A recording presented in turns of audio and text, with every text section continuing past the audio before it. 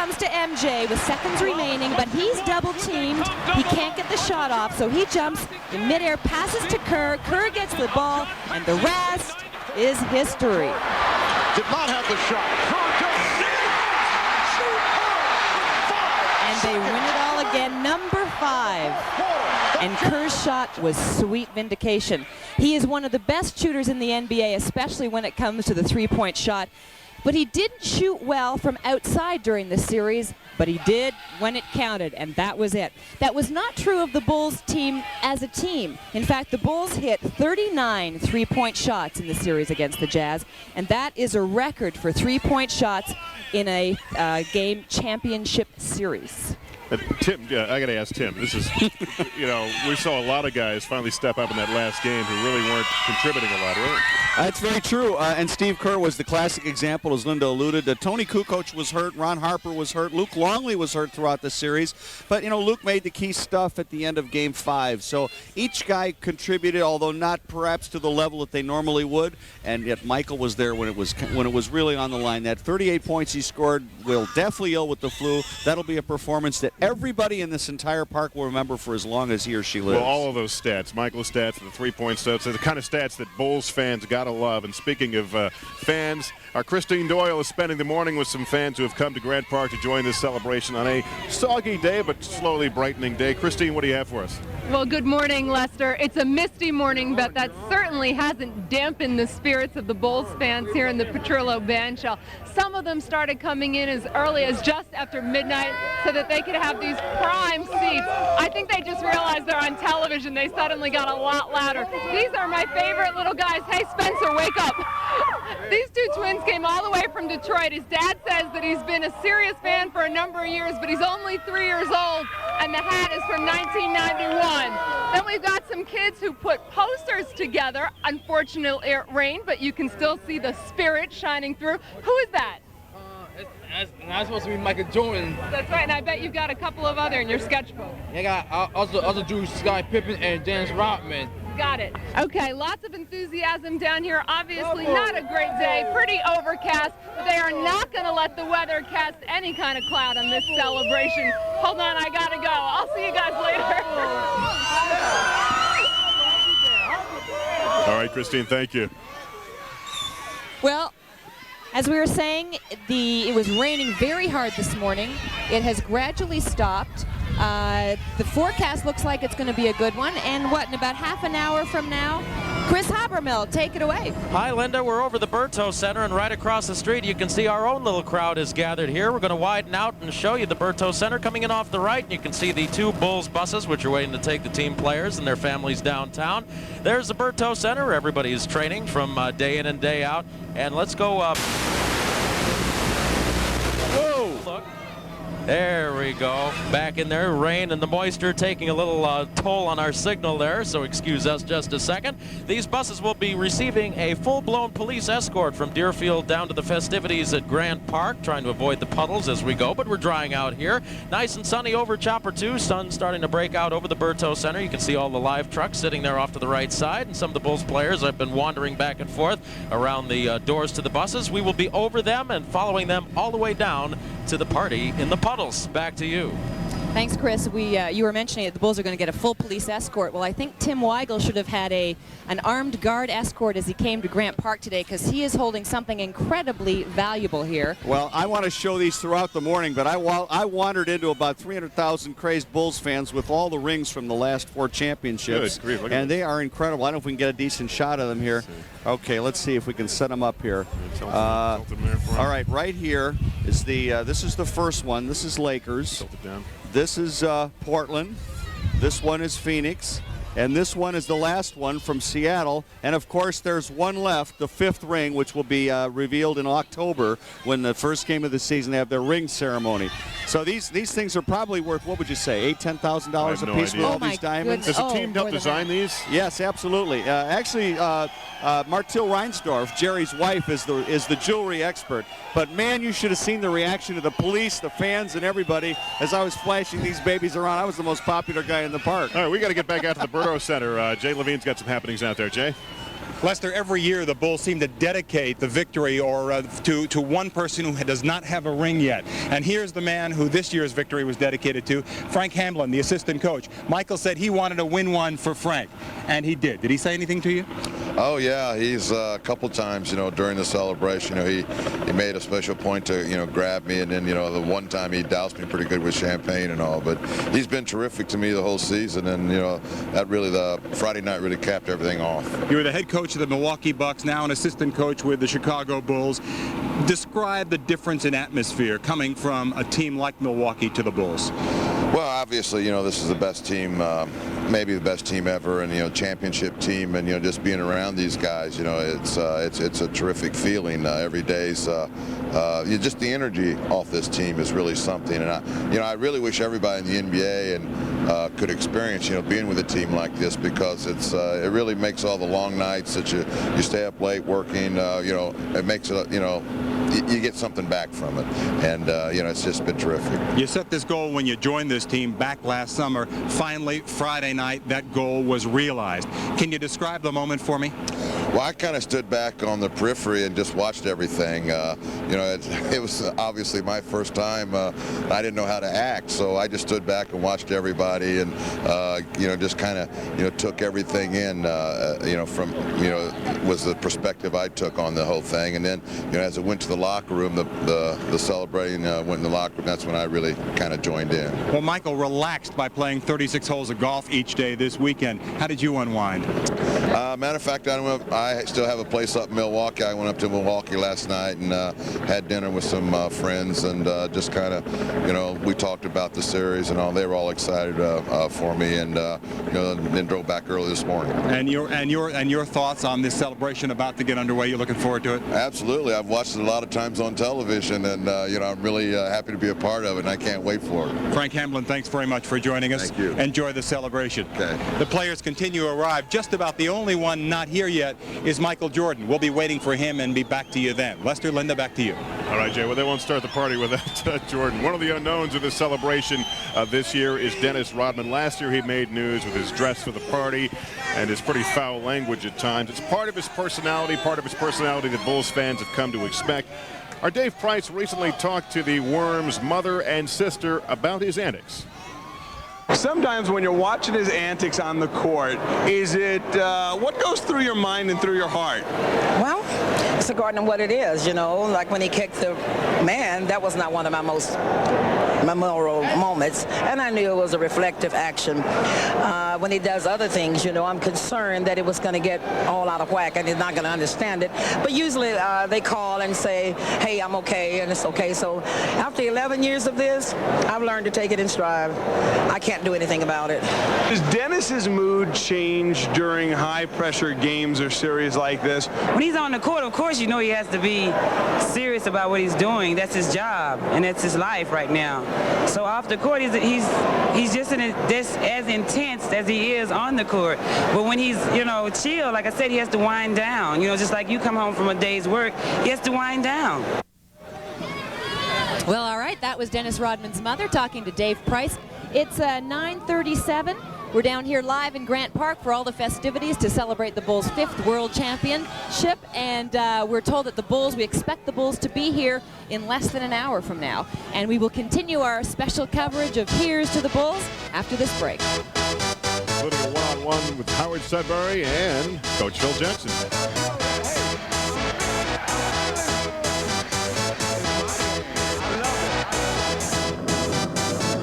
Y'all ready for this? Here's to the Bulls. We're going to go celebrate for y'all. I'm Lester Holt. And I'm Linda McLennan. They did it again. They won it all. There's nothing like it. We're champions for a reason. CBS 2 Chicago salutes Michael Escotti and the entire team for winning the Drive for Five. We're going to give our best, and we feel like that no one can overcome that. The Chicago Bulls, a proud part of the best sports town in the world. Feels good just to be champions. Congratulations from everyone at CBS 2 Chicago.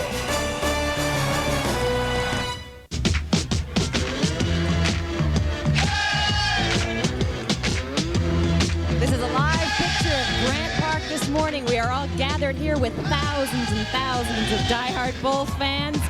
young, older, old, and just here to celebrate the Bulls and tell them how much we appreciate what they've done, winning this 5th World Championship. How does it look, Linda? How does the ring look here? This is unbelievable. You know what? How does it feel? Heavy. I can't get it off. We'll have to cut the finger off, I'm afraid, Tim. Funny how that works. That's just a little bit big, don't you think? It's almost 9:45. In the next few minutes, they're going to be boarding the players onto the buses up at the Berto Center up in Deerfield. Yes, the sun is coming out. That's why the fans down here are starting to cheer. But the players are beginning to board the buses up at the Berto Center at about 10 o'clock. They're going to leave Deerfield and head down here to Grant Park. We expect them somewhere around 10:30. But the festivities here at Grant Park officially are going to get underway at about the same time at 10 o'clock. The Lovables are here, Benny the Bull is here, Blues Brothers, and we're all here. So if you can, come on down. If not, keep it tuned here to Channel 2, because we're going to give you complete wall-to-wall coverage of all the festivities this morning. The interesting thing is they don't change much from year to year, and why should they? Because if it's not broke, don't fix it.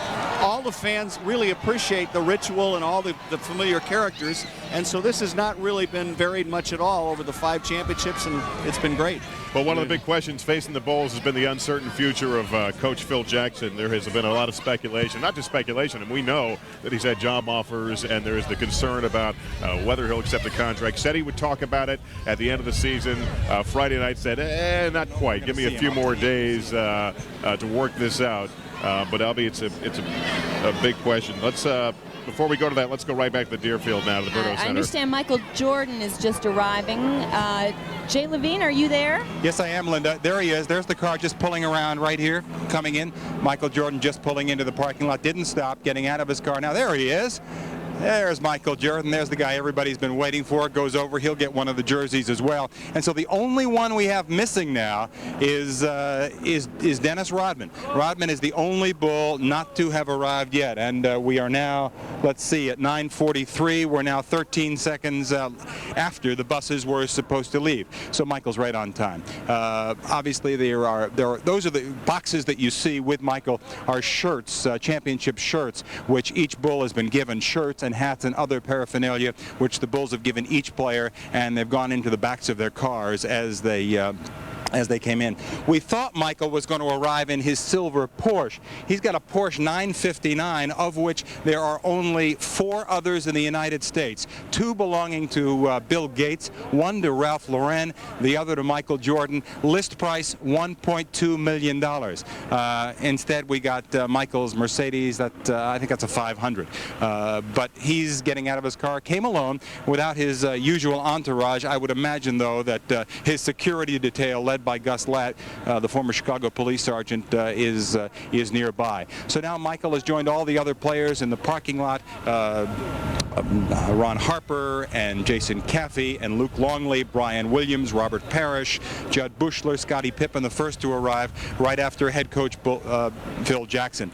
The people who are in the back of the parking lot are other Bulls employees, the families of Bulls employees, and other VIPs who the Bulls have invited. Nobody in the media, none of the general public gets past the spot where we are now. If we can swivel the camera, move the camera around, we can show you how far others are kept away from this. Look all the way down the driveway, past the cameras that are waiting to record every minute here, and you can see that all the way out there, past the TV trucks, past the buses, which you can now see. Those are the buses that the Bulls will be boarding. Obviously, a lot of people are going to be getting on those buses. All the Bulls staff members and employees and their families all sharing in this 5th NBA championship in 7 years. And so the cast is just about complete.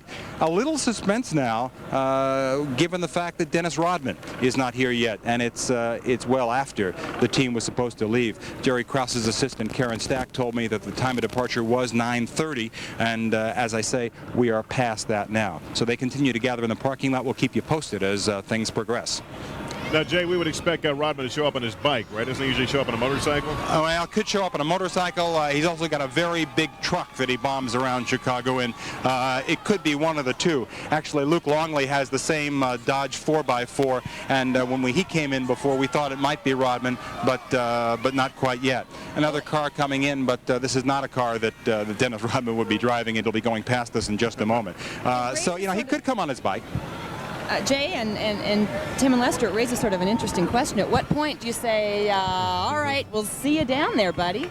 Well, it also raises those questions about his future is very much uncertain, right, Tim? Well, I don't know why he would push the envelope here, Lester and Linda, because he said many times he wants to be back. Michael and Scotty, even Scottie Pippen, his longtime adversary, says Dennis deserves to be back. So why Dennis would want to create any more controversy, I don't know. You'd think he'd want to be very, very smooth and get everything on the even playing field so he can get a nice contract. He offered on Friday night to play for nothing. He said, I want to come back, I'll play for nothing. Remember, he did that a couple months ago, and now there he is, in the Humvee, in the Hummer. Here he is.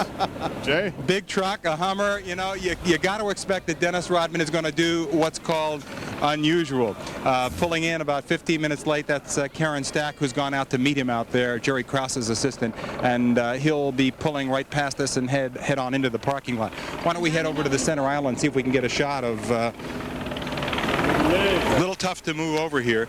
They're maneuvering some of the cars into the motorcade, and so when you see those pictures of the motorcade coming down from Chopper 2, you'll be seeing some cars in between the motorcade. Here's Scottie Pippen pulling right up behind the buses as well. So obviously a lot of the Bulls are going to be taking their own cars in addition to those who are going to be riding on the buses. How's that shot? Scottie Pippen maneuvering to get around Dennis Rodman, who's blocking the way. It's a lot of off-roading there for a paved driveway. Isn't this typical? You know, I've driven in these Humvees in the sands of Saudi Arabia, so a little curb in Deerfield is certainly not going to stop him, especially if Dennis Rodman is driving the car. Hey, can you see what he's got on? Yeah, let's see if we can walk over. Let's take a walk over there and see. He's out in no man's land, so we're free to hop over and take a look and see as we go. I got a phone to my ear and a microphone up, and as we get into communications. Let's see over here. I'm not sure you've got windows that'll open in these Humvee. Yeah, there we go. There's Dennis Rodman. Jay, we can't see him. Can you describe his celebration attire? Well, all I see is a floppy hat that he's got on. I can't see exactly what he's wearing. He should be opening this window in a moment to talk to Smitty, the official Bulls photographer. There he is. Can you see it? Big floppy hat. No feather boa? No, he's got a lot of beads on and a crew neck shirt and a floppy hat, and actually it looks pretty normal for Dennis. No. Did you use the word normal? Well, I mean, I didn't see a dress, but I couldn't see that far down, to be perfectly honest. Maybe it's just a skirt. It looks just an ordinary black T-shirt. It appeared to be. It looks what like did Michael Jordan say the other day? I don't mind his clothes, his dresses. As long as he grabs 20 rebounds a game, Michael said, doesn't matter to me what he wears. Hey, Jay, who's your cameraman? Well, who do you think? It's Chuck Davidson, your cameraman, Tim. I knew it. Tell him he's doing a yeoman job. Chuck, you're the best. As always. You're working him like a rented mule out there, Jay. Well, only the best. Only nice the best job. for you, Tim, and I want to thank you for loaning him to me for a morning. Dennis Rodman moving his car back completely onto the sidewalk now, so he can maneuver and get into the procession. He obviously, along with Jordan and Scottie Pippen at least, are going to be in the motorcade as well. Although Pippen has moved out of the way now, so it's somewhat unusual. In the past, it's only been Michael Jordan who has sandwiched his car between the two buses as they go on in. But now it appears that there may be some others. You remember last year there was a bit of suspense when the NBA held a news conference announcing the most valuable player. That, of course, was the morning after the Bulls championship, and so Michael had to go there first, and that held up all the proceedings. Well, today, Michael arrived just like everybody else, next to last, Dennis the last one to arrive, and so now the cast is finally complete. All members of the Bulls championship team, the management and staff are here. I talked to Jerry Reinsdorf last night. He said he was not going to come out here. Dennis is going to sign some things now, and there he is. There's the hat. See the hat? See the hat and the beads? We do. Can't catch the beads yet, but there they are. There they are. Dennis, can you talk to us for a minute? No, Jay, we got a schedule we're at too. Dennis, could you come on in and... Dennis is being shooed in to the Berto Center by Bulls officials here. Green plaid pants, black Converse high tops, short socks, and what looks like a breakfast sandwich and a milk and a carton of low-fat milk for Dennis Rodman this morning. And so there, Dress for it success. is complete, every detail. Jay, you said all the players are there. Phil Jackson is there. Does it look like they're about ready to board? They're not boarding yet. The doors of the buses are still closed. The buses have been waiting here. It looks like everybody's still milling around, but as you saw Karen Stack shoo us away and try and get Dennis inside, which may be the most difficult task she's had all day, you can see it's obviously clear that they want to leave. Traffic headed back downtown, even with a police escort, cannot be good today. It took us about an hour and a half to get out here from downtown earlier, and traffic heading back in toward the loop was about an hour and a half from here now. Let's send it back to you. We'll be back when they start to get on the buses. Well, hopefully things are drying out on the highway as they are here, because the sun is out and it's a big crowd building, and it's been a long wait for some of the fans who are at Grant Park for the celebration. Some have been waiting for hours, and we're going to be coming back for more in just a moment.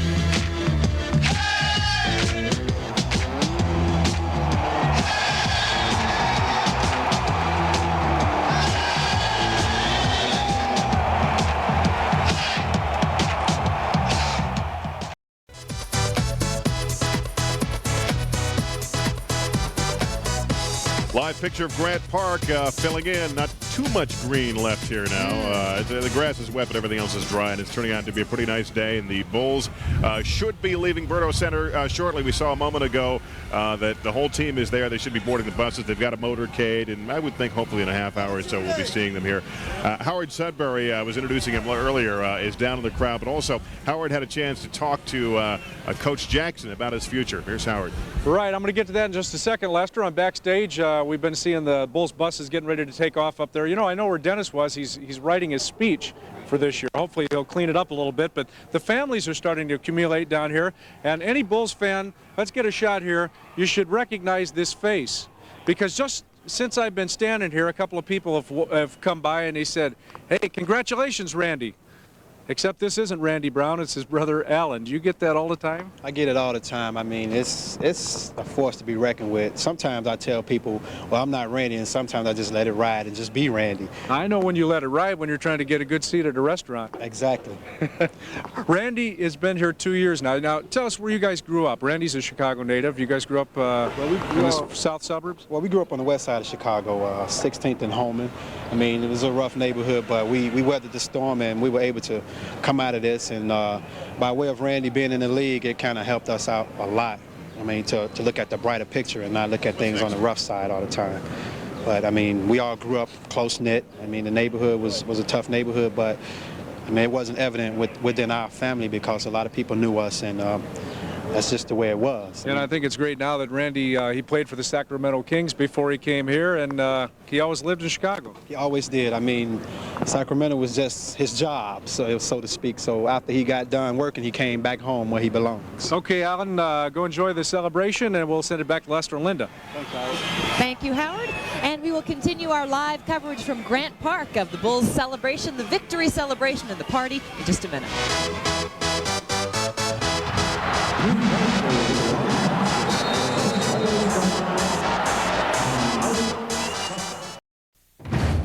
Welcome back to the Bulls celebration. We're looking live at Grant Park, where thousands of Bulls fans are gathering, and also a live picture of the Berto Center, where the players are making their way to the buses.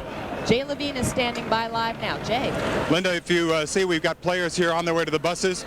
Ron Harper walking here, being directed to the bus as they head to the buses. Ron, what's this? What's this? Part of the entourage. He's going to follow behind. Yeah. Excuse me, Karen. Ron, what's this championship like as compared to the last one? Oh, it's still the same great feeling. You know that you set goals all season long, and it was a goal for our basketball team, and we came out and we did a very fine job. Once again, you came up big in the finals. You had trouble physically a little bit during the season, but in the finals, you came up big for the team. What does that mean to you? That means I know when I should play and when I shouldn't play. I shouldn't play an 82 season game, but I should play in the last 15. But you play them quite well. Well, this was a fun year. I mean, you know, this was a long year for our basketball team. We had problems all season long, but we hung together as a team, and Phil and the NBA staff here done a fine job. What are your thoughts on what Michael said after the game about keeping this team together, how they owe it to you guys to keep you together? Well, if it ain't broke, it don't need to be fixed, and this team definitely not broke. We have a championship team here, and we feel if they keep everybody here that we have a chance to do it again. Ron Harper, thanks very much. Let's head on down the line a little bit. There are some more players coming out. We may get tangled up in some wire and may not be able to go a little further, but if we're okay, we'll continue on. There's Luke Longley over there holding his little boy as he gets ready to get on the buses. Let's enter into this conversation as well. Yeah, it'll be fun. Luke, we're live on Channel 2. What does this championship mean to you as compared to the others? Oh, it means the other one for me. It means a lot. It's this year seemed to be harder work. It was tough going all year, so it was very satisfying. And as you head, this is his first one, isn't it? Yep. Well, no, actually, she was around last time. Yeah. How old is she? She's a year and a half. A year and a half. So you're heading down to Grant Park. You know what to expect. Is it any less special? No, not at all. It's you know, it's still the same hard work. It's still the same reward. It's still just as special. Now, Michael spoke for the team, I would assume, in his 3-minute and 19-second plea on Friday night after the game about keeping this team together. Was he speaking for you as well? You bet. I'd love to have the same crew back next year. I'd be really disappointed if we didn't. And your thoughts about the season that's just gone by? It was a blast. It was hard work, you know. It's a long season, but this is all makes it worth it. Now, when you're back next year, are you going to do any more surfing? Oh yeah, I've got to get the other shoulder to match. Okay, Luke Longley. Others heading toward the buses now. Michael Jordan not yet coming out. We're told that Michael will be driving his own car, I assume, as they head down. Ron Harper's car and Dennis Rodman's car are the other cars that will be in the procession as they go down. Dennis, what does this championship mean to you? I got to ask that question again. Sorry? I got to ask it again. What does this championship mean to you this time? It means I can go out and I can just feel good about myself that we won a championship and I was a part of it, you know, and it makes me feel like that we had to earn it instead of had to just walk through it. What does Michael's plea about keeping this team together, even Dennis, mean to you? Well, I feel like a stepchild. Everybody's got to like plead and keep me here. What are you going to say today, Dennis? I don't know. I'll keep it clean. I'll keep it not here or there. Most of the players down here, most of the players right here.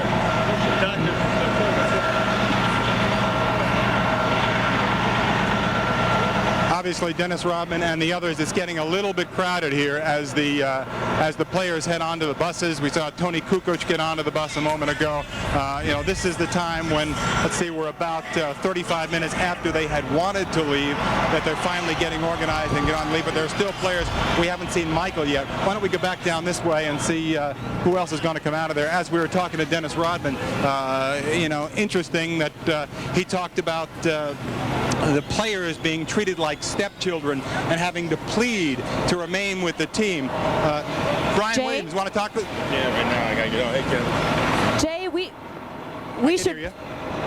we should wave at least all the other media off because Ray Clay just came up to the podium here and told everybody that the Bulls are running a little bit behind schedule, and there was a lot of people weren't too happy. So we need to get the Bulls on those buses and get them down here. Are you implying that I'm holding them back, Linda? No. I said waving off all the other media, Jay, because we want you to be the only one entertaining. Michael's moving on now. There goes Michael. You can see him in his car heading down the way with an escort as he moves on. Obviously, he won't be the only one to drive in his own car. I think I saw Dennis getting back into the Hummer that he arrived in as well as they go on. But it won't be long now. If you look across the street, you can see the crowd. The minute they see Michael Jordan, boy, they they go up with a cheer as if one person all roaring as Michael Jordan is at the head of the line. Isn't that fitting? Michael Jordan leading the procession just as he led the Bulls to the NBA championship. All right, Jay, well, this is all a good sign, seeing these this motorcade getting ready underway. The crowd is getting a little impatient, but that's a good sign. We should be getting underway here shortly. We're going to take a break, and we'll be back at Grant Park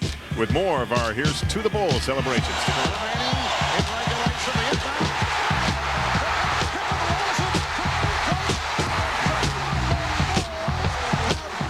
Here's to the Bulls, brought to you in part by your local Chrysler Plymouth dealer and by Best Buy.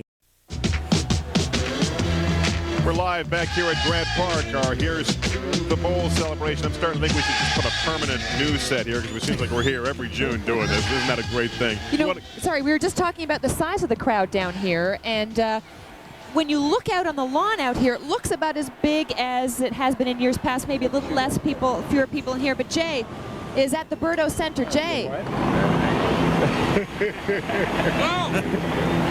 You were.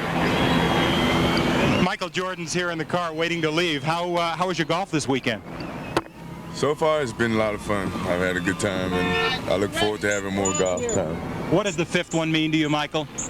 An opportunity to go for the sixth one, I hope. Chicago seems to be taking to heart the words that you uttered right after that game. Keep us together, you owe it to us. Kind of like a pickup game. You own the court until you lose. Is that what you're saying? We're ready to take on next, no matter how you look at it. And as long as we can continue to win, we should have an opportunity to defend what we have. Have you had any indication that that's the way it's going to go? No, I haven't had any time to reflect or talk to management at all. So I imagine that the time will come when we have to make those decisions. You're happy and you're comfortable with everything you've said so far. Are you pleased with the reaction? Do you know what the reaction has been? No, but I'm just happy that I said what was on my mind, man. Hopefully people understand that. Okay. Michael, thank you. All right. Good luck. Congratulations. Thanks. Appreciate it. Shoot low. Michael Jordan. It's getting pulled over. And that's it. Great, we were Jay. holding them up. That was great. All right, so they are leaving now. It's officially underway. Is that right, Jay? There they go. Apparently so. All right, let's see. With no traffic, that's usually about, what, 35 minutes?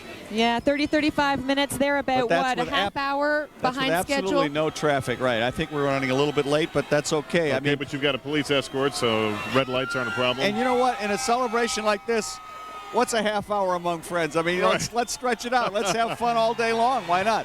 The only thing we got going is the Cubs Sox later this afternoon.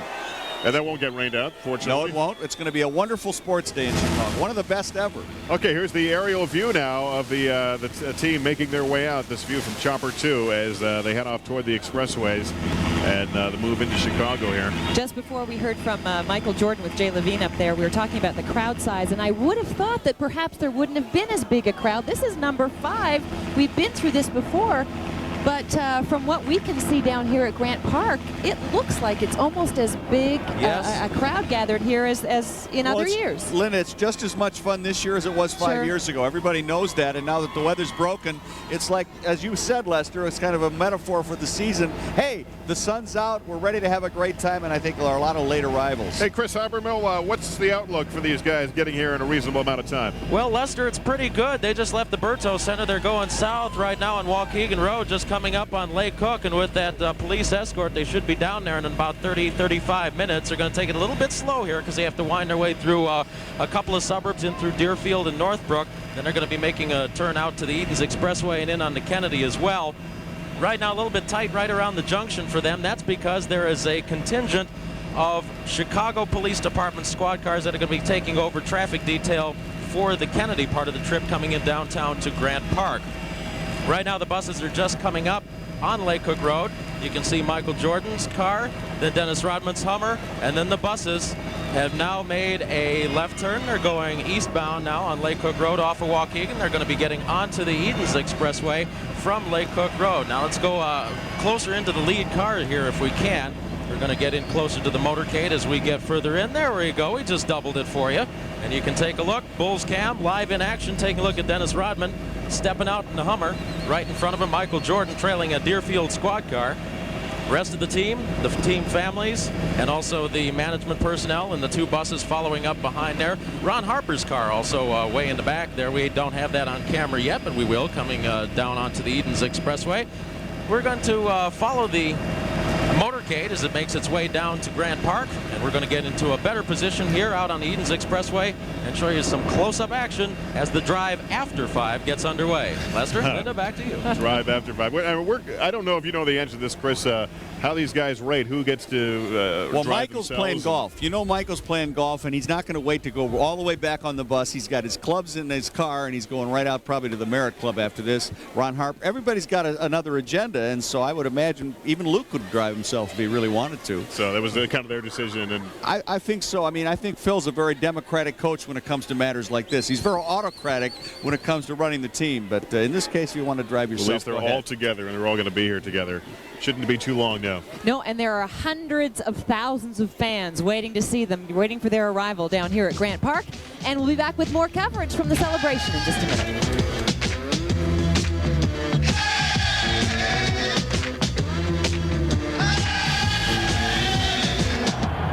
The first nominee is The Shot, known as The Shot. Michael's buzzer beater against Craig Elo of the Cleveland Cavaliers.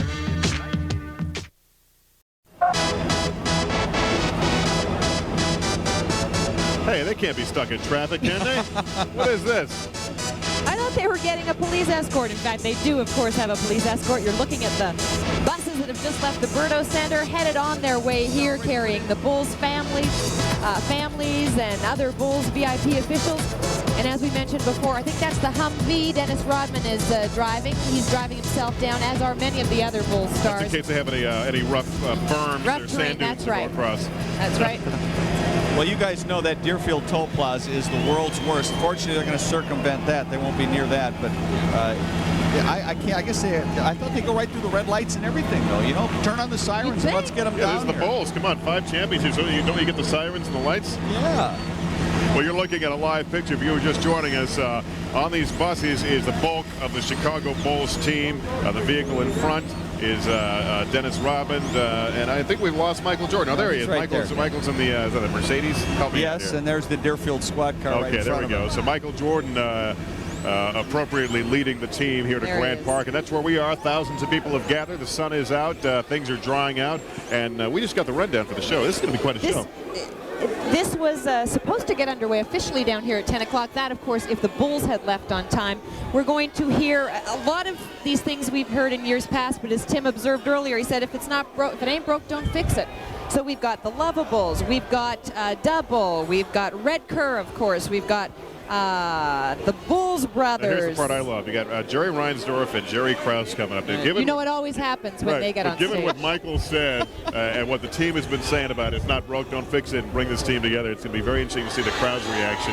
Well, it was interesting, Reinsdorf's reaction on Friday night, too. He will not be, as he said, intimidated or bullied into making these decisions.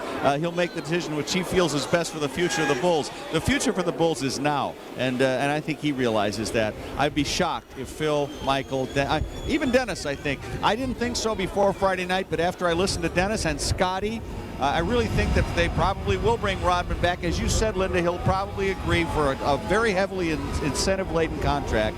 Not much money up front. If he performs, he'll get paid, and then everybody will be happy. But Reinsdorf has partners, obviously. Those partners must be feeling some of the pressure. I'm glad you brought that up because they had a huge meeting before the finals, and actually before the last couple games with the Jazz, and all the partners except one strongly suggested to Jerry, keep the team together. So Jerry is operating with a very strong vote of confidence behind him to not mess it up. Well, let's check in now with Christine Doyle, who has been here among the crowd since the wee hours of this morning. In fact, Christine, have you dried out? Christine. Well, I'm standing down here in the crowd, and these have to be the best seats in the whole place, except for maybe the perch where Linda and Lester are. You guys, you're on TV right now. Did you know somebody? How did you get these seats? What are you, friends of Michael Jordan? Oh, we get cruises. We cruises. We got cruises. Mike wanted to pay me off. My aunt's the chief or something.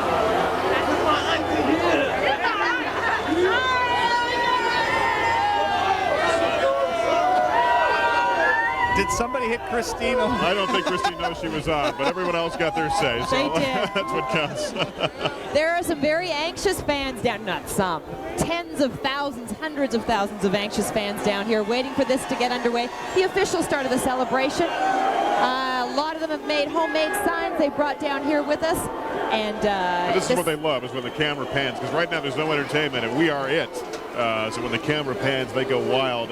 Ray Clay, the Bulls announcer, did make an announcement about 10-15 minutes ago that traffic was bad and that the team was coming, and there were a few grumbles and boos, but you know, folks understand this is going to be a party. Lester, I'm going to say right now that this is bigger than last year. Look out there. I mean, they've filled all the way over to the Lakeshore Drive almost, and if you look all the way around, I don't think the field was quite this full last year. You might be right. Isn't it interesting how inexact the crowd estimates always are from year to year? They range from 100,000 to 400,000, but I really think just by eyeballing that whole Grant Park area there, it looks bigger. This is a great shot. There's Michael. He's motoring now. Mercedes. You know, this man has a heavy foot. He can't stand being held up. Well, no, there's a police car in front of him. In fairness, who's the pace He's put a little room between him and the Hupmobile. Right. Well, they are passing traffic. Well, with this picture, with the team on the way, we're going to take a break. We'll be back at Grant Park with more of our Here's to the Bulls coverage. Stick around. Look how far back it goes. Well, when you're guarding Brian Williams, you think of him as a left. And the players are on their way. You're looking at a live shot. The buses carrying the players' families. The players themselves, most of them are driving themselves. You see the Humvee just ahead of the two buses there. Dennis Rodman's in that. Michael Jordan's ahead of that, his black Mercedes-Benz. They're all headed here to Grant Park, where hundreds of thousands of fans are gathering. It's sort of quiet right now because there's nothing going on the stage yet.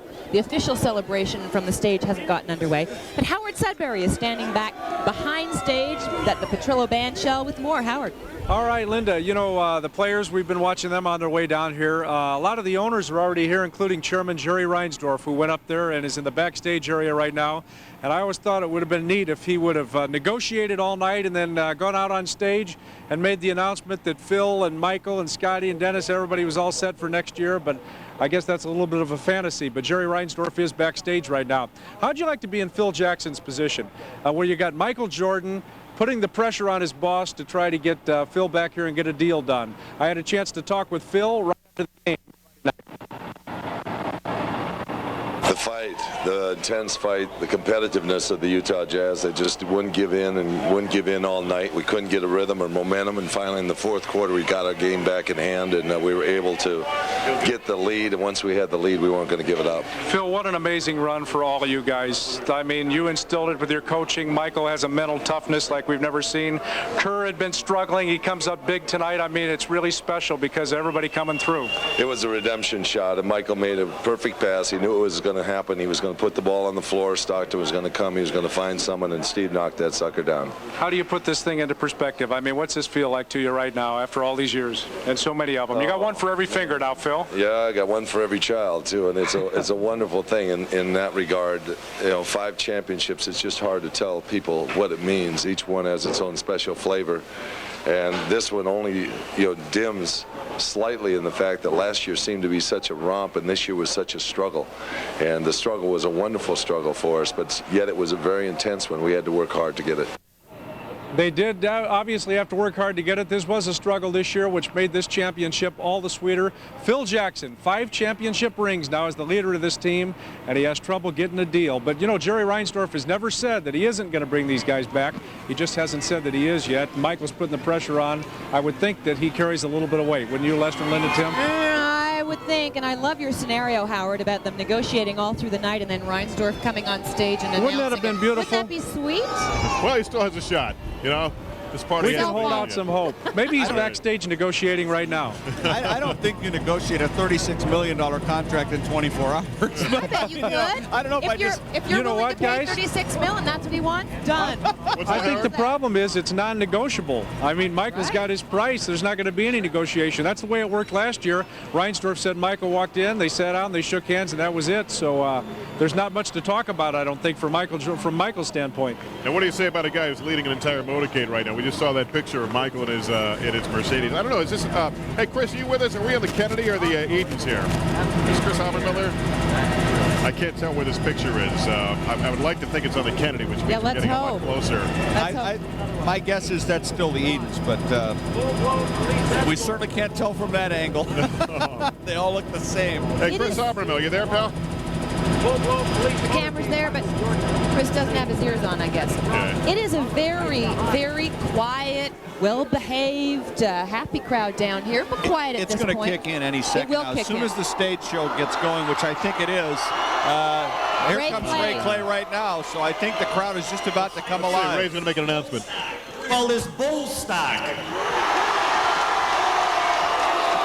I'm up here for a little update. Traffic is still snarled. The bulls are close. We don't want to start the show until the bulls are here, right? That's why everybody's here. You don't want to see me. You want to see the world champ. So please hang loose. We're going to start in just a few minutes. You know, this we'll be right back with more after this break.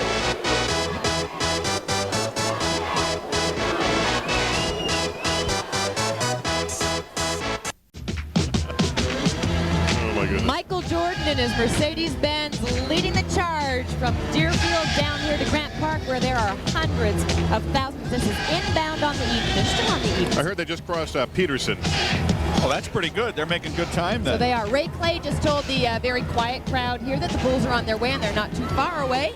As you look out over the crowd here at Grant Park, it is completely dry. The skies are still a little bit gray, but nobody's complaining about the weather because it's much better than it was several hours ago here. Those who've been watching News 2 in the morning during the playoff run know that we have had Margot Kerr and Lindsay Bushler on, kind of giving the wives' perspective of this playoff run, and the two appeared with Marianne Childers this morning. Here's a look. I couldn't even believe that he made it because he kind of has been struggling a little bit, but I couldn't believe that it was the game-winning shot because at the time there was 5 seconds left on the clock, and all I could think of was, I mean, I was excited, but at the same time I was a little bit cautious because I kept thinking about John Stockton hitting a game-winning shot in Houston a couple weeks earlier. Sure, exactly, and the pressure right then being so great. Lindsay, your husband had a great game as well. Fabulous, fabulous action there in the third. He did. He had that wonderful three-point shot at the end of the third that really got the team and the crowd going, and that was like one of the crucial turning points because we had a really hard time getting the lead, and I think that either tied it or put us ahead for that quarter, and it just was like the one moment like that everything started rolling for the Bulls. There's a team, I think they're on the Kennedy Expressway now. I see the express lanes. They just transitioned from the Edens to the Kennedy. So I would think another 10 minutes or so they ought to be pulling into Grant Park. And Lindsay and Margot were in those buses somewhere. What a great thrill that has to be to have your husband contribute like that and then come down and face an adoring crowd like this. They're not messing around now. They got Chicago PD now. Now we'll see some real police escort action. Well, no, the Deerfield guys did a great job, but a lot of the fans have been here since the early hours of this morning when it was not a real nice morning here. The rain was coming down hard. Nonetheless, they started gathering here in the early hours. Christine Doyle was among them. Christine. Hello. That's right. I'm standing down here inside the Petrillo Bandshell, feeling very lucky about how close we are to the stage today. And look at some of these fans. They're so funny. They're just wearing their enthusiasm on their sleeves, obviously. Where did you get that thing? That's United Center. Great. Okay, you're dressed head to toe in Bulls. What does your poster say? Crazy day, Bulls fan for life. I think in that outfit, I think you've actually earned that title today. What about you? What are you wearing? Tell me why you're excited to be here today. Well, I'm excited to be here because the Bulls just won their 5th championship in 7 years. Hard to believe we're getting spoiled, aren't we? Definitely, most definitely. But they're going to do it again next year. Bulls for 6. Great. You know, I don't know how we thought that Michael Jordan would not be blessed with good weather. It's been raining all morning, and we should have known that that would clear up by the time he and the Bulls were on their way down here, and hopefully it will remain nice like it is right now. Reporting live inside the Bandshell, Christine Doyle, back to you up top. Christine, I got a quick question. You got thousands of people out on the grass. How do those people get the seats within the the seated area? Well, we were joking around earlier with some of them that they had to know Jerry, one of the Jerrys, or MJ. Not at all. These seats actually went to fans who were standing out here bright and early. They got here at about 1 in the morning, and they were let in around 6. So the early bird does get the worm, So no doubt about it. These people sat out in the rain, literally in the rain, because it was pouring overnight. It was pouring overnight. Some of them came in garbage bags that they had stolen from the cupboard. Others had big ponchos, lots of umbrellas. As you can tell, we were out here this morning when it was raining, but no way did anyone let the rain dampen their spirits. Many of these people have been here 4 times. They knew they wanted to be here for the 5th. Good for them. Good for them. Christine, thank you. And there's some empty seats in that area too, Lester and Linda. I think they could let in a few more, but I guess we shouldn't spread that word around, huh? No, that might cause problems. and we've got a very orderly crowd here. It's a predominantly young crowd.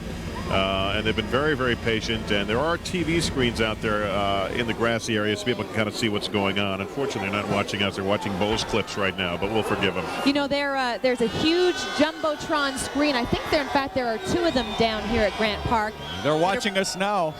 Okay. They're watching us right now. They're watching our cameraman, Alif Muhammad, right now. And generally, the city did itself proud when it came to celebrating the Bulls' 5th victory. Boy, I'll say. And, of course, we paid a price for that as we left. Howard at Sudbury and I left the United Center about 1 in the morning to try to get back to the station because my Prince's car was back there. I was ready to hop the Kennedy and go home. It took us literally an hour and a half to get from the United Center to the station because every east-west artery was totally blocked from Roosevelt all the way up to Irving. And on Lakeshore and the Kennedy, you could not get off anywhere near the loop. It was very harsh, especially for people who lived in Lincoln Park, but it really did the job, Linda, in keeping the city under control. It was beautiful. That's the thing. I mean, they experienced. I remember the first year, and no one knew what to expect the first year, but they refined this plan. And it was a little bit of a pain getting it. Hey, after 5 years, you should get it right, right? And we have gotten it right. We're going to be back with more of our celebration. The Bulls should be here, I would say, maybe 5 to 10 minutes from now. Very and we'll be back with more after this. Well, buddy, you're a boy with the big guys playing in the street. Gonna be a big... You're looking live at Grant Park. The fans who have gathered in by the thousands to cheer on their Bulls and celebrate victory number 5. And the Bulls are on the expressway right now. Last time we saw them very, very close to downtown. So we expect this thing to be getting underway any minute now. And judging from the progress we saw, we should all have a commute so easy. Look at these guys. Kennedy Expressway in the buses, leading the way.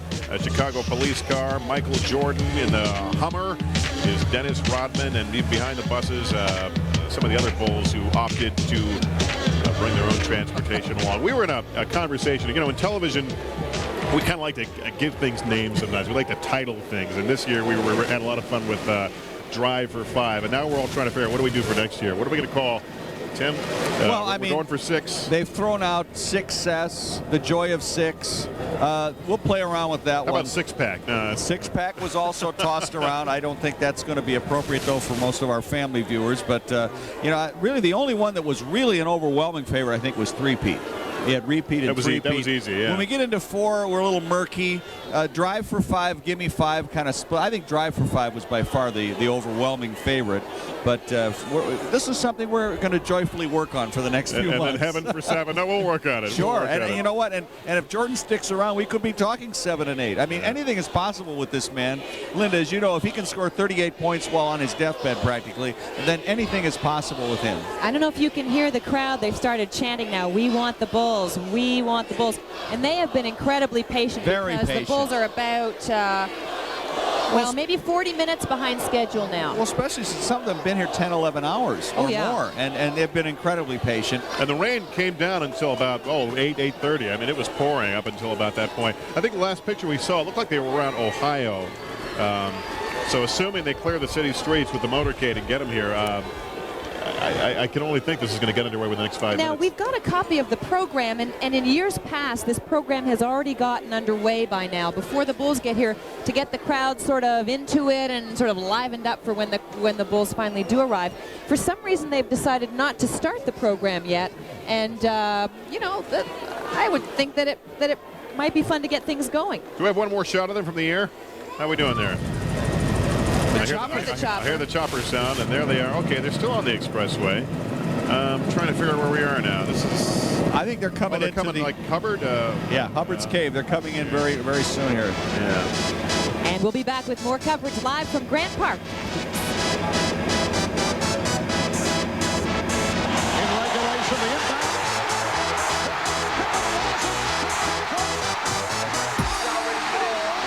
Here's to the Bulls, brought to you in part by your local Chrysler Plymouth dealer and by Best Buy.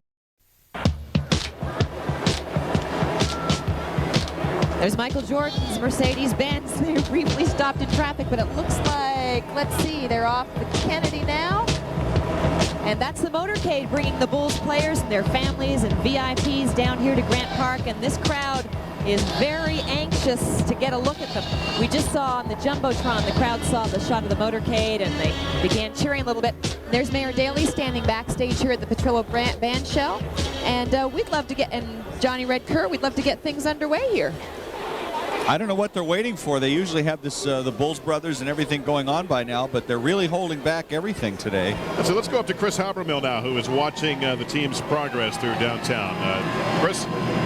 Lester, right now the motorcade is proceeding southbound on Des Plaines Avenue there. It looks like they're going to go down to Roosevelt and hang a left and go east on Roosevelt over across the south branch of the Chicago River and come into the south of you guys down on the south end of Grant Park near the Field Museum. They'll probably double back up Columbus and come in the back of the Petrillo Band Shell there and unload right there. It's an uneventful trip coming inbound on the Edens and the Kennedy if you don't count people coming up next to the buses and MJ's car and Dennis Rodman's Hummer up there at the top of your screen and waving and cheering, and you can't believe the amount of people that were standing in all the overpasses coming down here waving their banners and dressed up in their Bulls full regalia there, and they've got the horned helmets and everything. It's just unbelievable. There's MJ's car. He's just made the left turn. He's going east on Roosevelt now, getting caught in a little bit of traffic. And don't you think that van driver is just a little bit surprised to look out his rearview mirror and there are the Bulls? How do you like that? Take a look at that. There's MJ's car. And they're proceeding eastbound now on Roosevelt, just turned off Des Plaines, and they're very quickly here going to be coming up on South Chris, Clark and then crossing the south branch of the Chicago River. And Chris, we're looking at Jerry Reinsdorf backstage here. All the other pieces are in place. People who will be part of the program in place here backstage. Police Superintendent Matt Rodriguez there. And the mayor and Johnny Red Kerr and all these folks will be a part of what looks like a rather lengthy program here. I'm going to guess this is maybe a 45, 50-minute program. I've just been handed the official Bulls Championship, 1997 Bulls Championship, the new hat this year. This is what the team is wearing?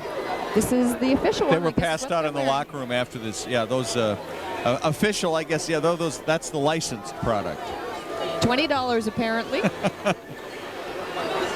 That's a look at it. Now, if we could just see the Bulls themselves, that'd be great. Well, we saw them wearing those as they got onto the buses. Also, I guess they have T-shirts, and they'll all be coming out with their individual looks. And let's see, I guess they've turned off of Roosevelt. Roosevelt looks like a... Chris, this is Michigan Avenue? No, that is Roosevelt still that we're on now. They just made a little detour through one of the side streets there to get around some road construction. That might stop some of us, but it's not going to stop the Bulls from getting to their party. So now they're coming eastbound on Roosevelt now. So Chris, which has just been rebuilt, the bridge over the south branch of the Chicago River. Can you guesstimate how many minutes they are away from here? Oh, away from unloading, a little bit less than 5 minutes. A little bit less than 5 minutes inbound to Grant Park right now. You can tell they're going over the south end, the Amtrak yard right there. You can see the tracks passing by up underneath. They flashed up on the Jumbotron a few minutes ago, this aerial shot, and the crowd, there was a big sigh of relief and a cheer. It's like, hey, this thing is going to be happening. And it will be happening. We're going to take a quick break. We'll be back with more of our Here's to the Bulls coverage on News 2. Stick around.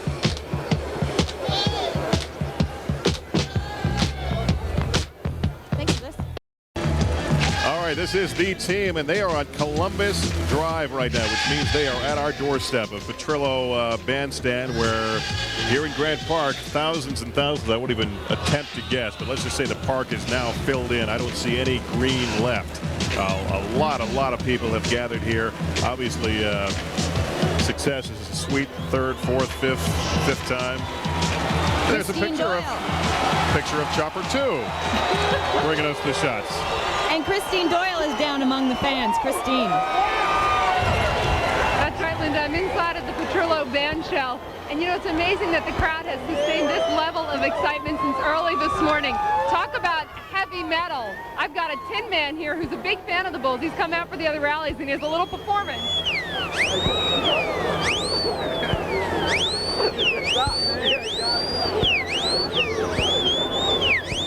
Okay, you thought Michael Jordan's moves were good. These are pretty good. Are you a Jordan fan? Yes, I am. I've been a Jordan fan since the first trophy that he won. You know what I'm saying? And I've come all the way from New York to see Michael Jordan because he's a real blessing. Good for you. You're obviously talented too in your own way with your own moves. And I've also got a friend here. This is a security guard who gets to be backstage actually on the band shell What do you see back there that we poor folks in the crowd never know about? Any good stories? Push through the crowd. But you are up close, right? You see Michael, you see Scotty, Dennis. You ever high five any of them? How close can you get? Occasionally. Yeah. Are they even more awesome in person? Like, is it? Yeah. It's unbelievable. What do you want to see this Christine?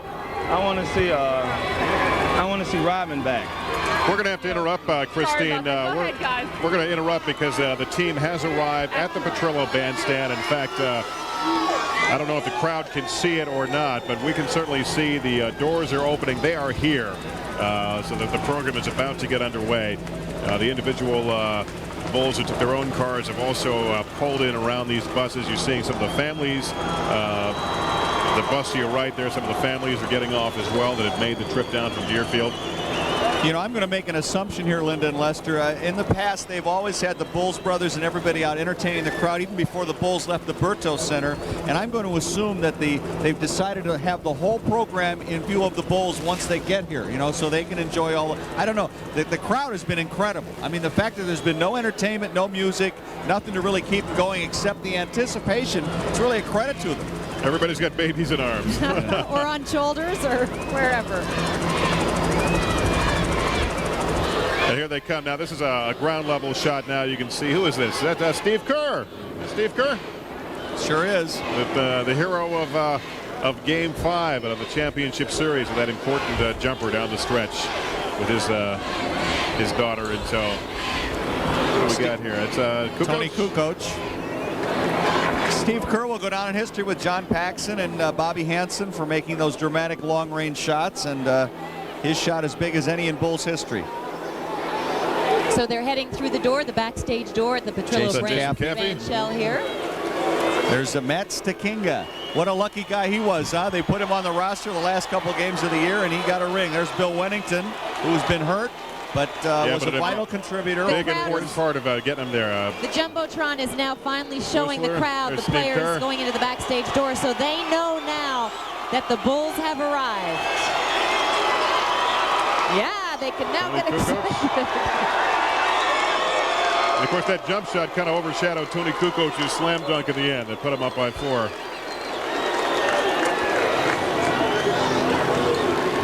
So the crowd is finally getting the entertainment they have so patiently awaited as they stand and look at the same picture you're seeing, essentially, on the Jumbotrons. Which, by the way, is a real nice wrinkle, a nice touch they've added. They've not had that in the past. Oh, they're bringing them right up on stage right away, it looks like. So they're going to get to see the whole show along with the rest of the crowd. Scottie Pippen draws a big response here from the crowd. The Chief. The Chief. Ron Harper. What's happening, Ron?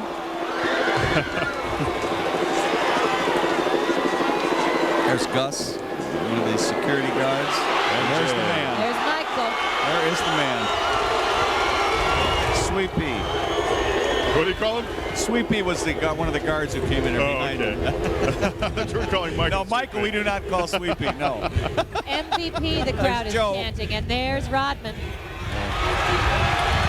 Boy, that chant of MVP really makes you think about this with this series with Michael not being named MVP during the season. Brian and Karl Malone. Brian's on a cell phone. Well, Lester, there's no way he can be back next year. Is that right? No, it's really sad too because Brian was a vital contributor. But the way the salary cap is structured, it's a virtual impossibility to bring Brian Williams back for any. I think the most they can pay him is $279,000. Well, that's a good living. That's a good living, but it's not an NBA wage. And he's worth millions at this point. Well, certainly he is. He turned down much more than that from the Utah Jazz. Brian Williams is a great player, and he's also a very interesting person. It's really too. He has really provided some of the more interesting interviews this season. I think from just a media standpoint, aside from his play on the court, just listening to him and talking to him has really been added some really interesting insight. Well, he was standing in the locker room with his shirt on, and I said, Brian, when are you going to get dressed? He says, I'm gonna probably not get dressed till tomorrow because when I take this shirt off, it'll be for the last time, and I want to keep this Bulls jersey on for as long as I can. Wow.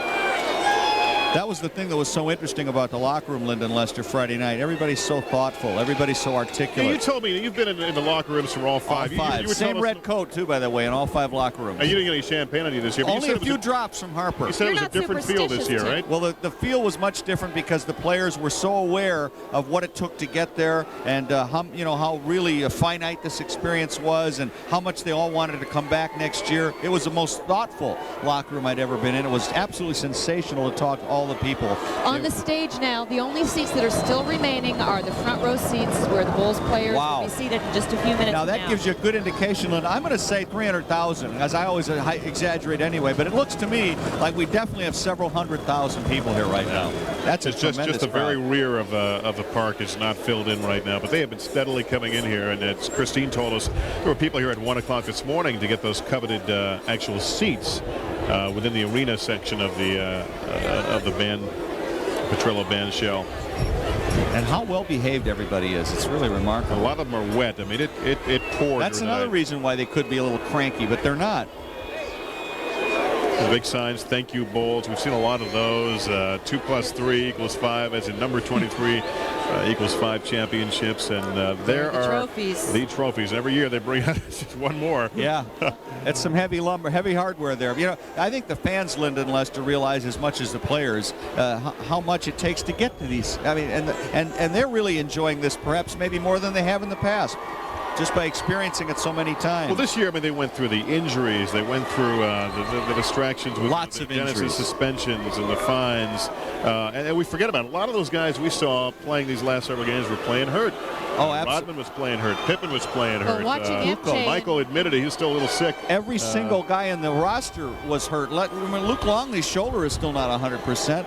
Jordan had the flu. Pippen has the bad foot. Kukoc has the bad foot. Harper had the bad shoulder. He ran right into Malone. And some of these guys have played the Olympics. I mean, they really didn't get a break last year. You're so right. It was really kind of brutal, and that's why Michael Jordan said he was completely, totally, mentally and physically exhausted. And I think fans were kind of drained this year. It was so tough watching these playoffs because it didn't come as easy as I guess we kind of wanted it. I mean, as a sports fan, I guess a close game is a great game, but nothing seemed to come easy. Even that last game, I mean, they just 5 points behind, 7 points behind, couldn't make it up. I have to tell you this, I really think one of the great breaks the Bulls experienced during the postseason was that fight between the Knicks and the Miami Heat, because I really think had the Knicks beaten the Miami Heat, that would have been a really brutal series, and then they would have had to go against the Jazz. So the fact that Miami got in there instead, I think, was a real nice little relief for the Bulls. Although, boy, would that have been exciting. Bulls and Knicks. That's always even a regular season Bulls-Knicks matchup. This is a beautiful steady shot from Chopper 2 overlooking Just said that. He never misses free throws. Pong, there goes the signal. Well, I didn't say the picture was steady. The chopper was steady. I said the chopper is steady. There you go. As far as we know, the entire team is here. The buses are here. The families are here. Let's start this party. So I'm not quite sure what's holding up the Maybe the Bulls brothers aren't here. They're waiting on the Bulls brothers. I'm just kidding. I think or maybe not. Benny the Bull's not here. Who knows? Well, we can tell you it's going to start off with the Bulls brothers performing Jailhouse Rock. We're going to see the Level-Bulls. Red Kerr's going to be out here. We'll have the national anthem. Jesse Campbell will do that. We'll hear from Jerry Krause and Jerry Reinsdorf. But I am really mystified as to why they haven't just kicked in something to get the folks going. Listen to the crowd now. We want the Bulls. And they deserve the Bulls. Come on. They do. They do. I've been waiting here. Think of some of these people, as we've said, have been here since the wee hours of this morning when it was pouring rain, and have just sat here patiently. They could have just piped in some music, and that would have gotten the crowd up and at least partly entertained. We could have done the Macarena, for goodness sake. No, let's not carry it away. That's pushing it. I know. That was last time. I see a sign over there. It says, hey, Walton, now what time is it? MJ time. People were really upset at Bill Walton during these playoffs. Yes, they were. All right, here we go. Skinny Sheehan. The head of the Mayor's Office Special Events, James Sheehan. Chicago, the fans, and on behalf of the Chicago Bulls. The Chicago Bulls are here, and we're going to begin the program.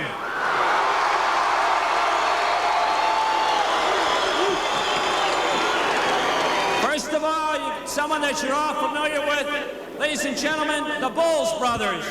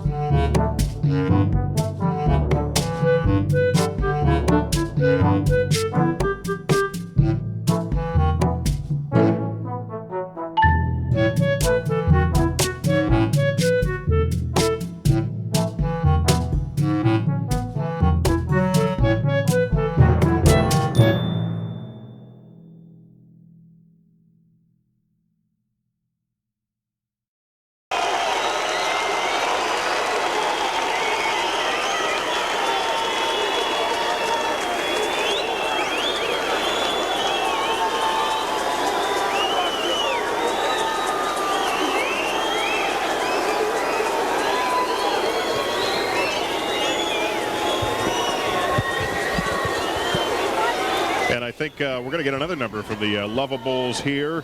It's going to be a few moments before we actually get to the introduction of the team. A lot of other acts to come. But the crowd enjoying this immensely. Those who don't have front row seats can certainly watch it on the big screens they've established here in Grant Park. Nice breeze, high overcast, comfortable day to celebrate victory number 5, championship number 5 for the Chicago Bulls. I don't think it has ever rained on one of their victory celebrations here at Grant Park all 5 years. No, it hasn't. And not to ignore what happened earlier this morning, but not for the actual ceremony has it ever rained. Okay, I guess that's it for the Lovables. And now we have an original Chicago number by only the Bulls.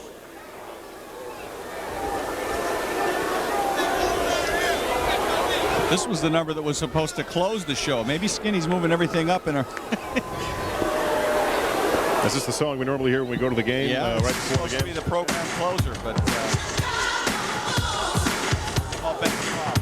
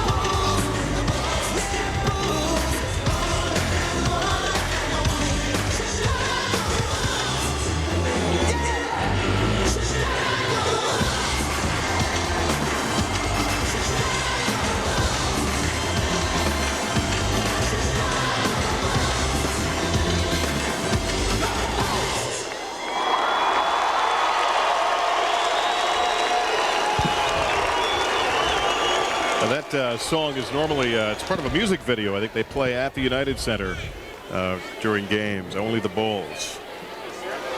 We're live at Grant Park. For those of you just joining us, this is the official celebration for the Bulls' 5th championship. Mayor Daley, Jerry Krause, I'm sorry, Jerry Reinsdorf. We have one more great number for you featuring the Lovables, Benny the Bull, and Double. Let's have a nice round of applause. The Lovables.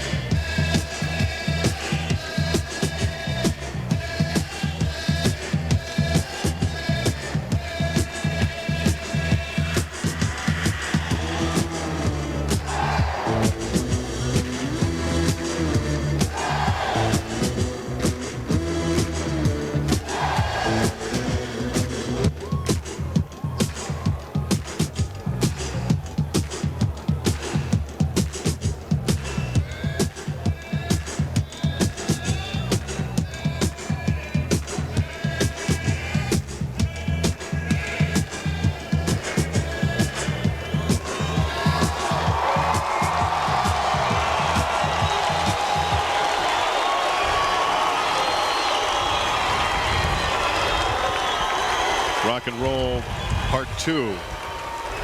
Played in virtually every stadium in America, I think. We like to think of it as our own But anthem no one here. performs it like the Lovables. Right. Did I mention that?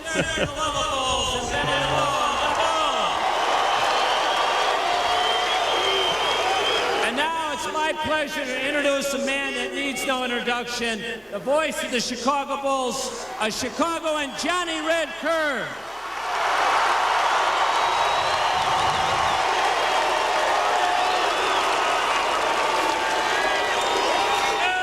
Yes, I knew the sun would shine on Celebration Day.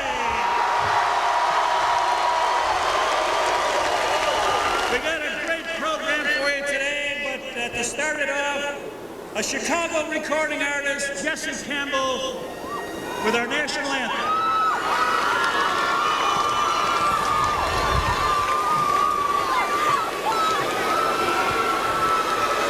Oh, say, can you see by the dawn's early light what so proudly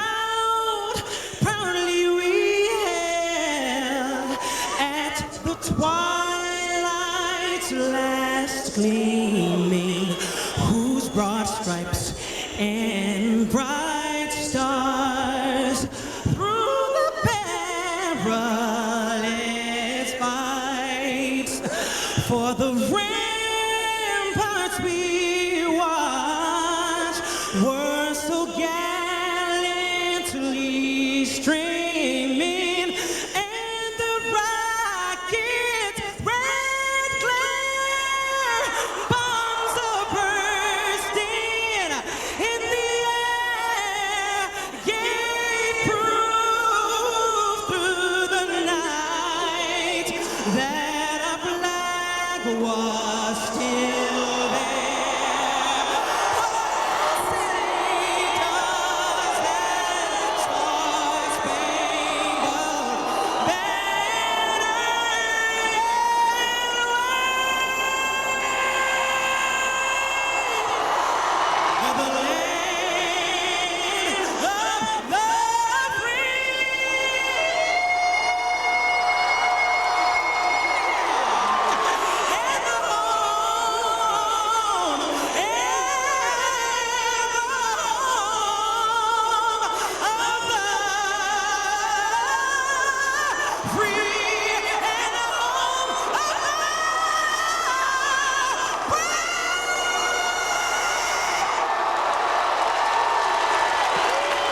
Jesse Campbell singing a rousing rendition of the Star Spangled Banner, and the Lima Lima Squadron flew A over. new as wave, special Wayne treat. Messmer.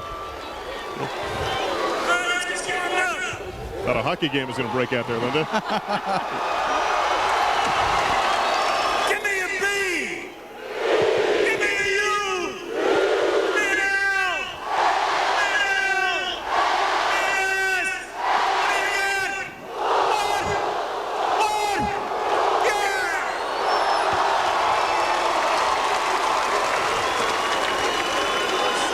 What a day for a celebration, the 5th one we've had here in Grant Park.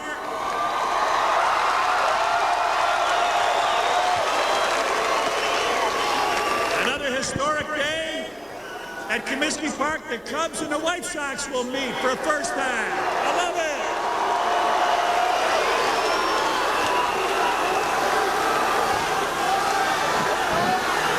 it. Okay, to start our program off, I'd like to introduce our coaching staff, our newest coach this year, but he's been an assistant coach for over 20 years, Frank Hamblin. Michael said he'd get him a ring, and he did. A guy that you saw so many times on the World Championship team was up here on the stage as a member, as their center. One of the new coaches for the Bulls, Bill Cartwright.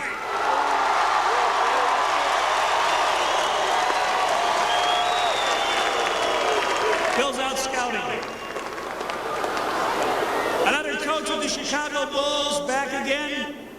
For over 20 years, he's been sitting in that coach's seat, assistant or head coach, Jimmy Rogers.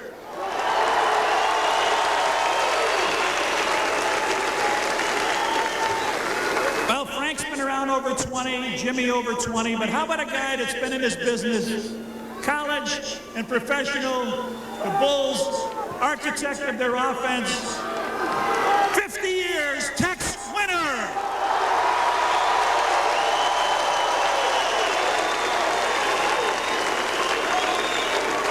I'm going to introduce a voice to you that's world famous by now, and he will do the introductions. Let me bring on Ray Clay.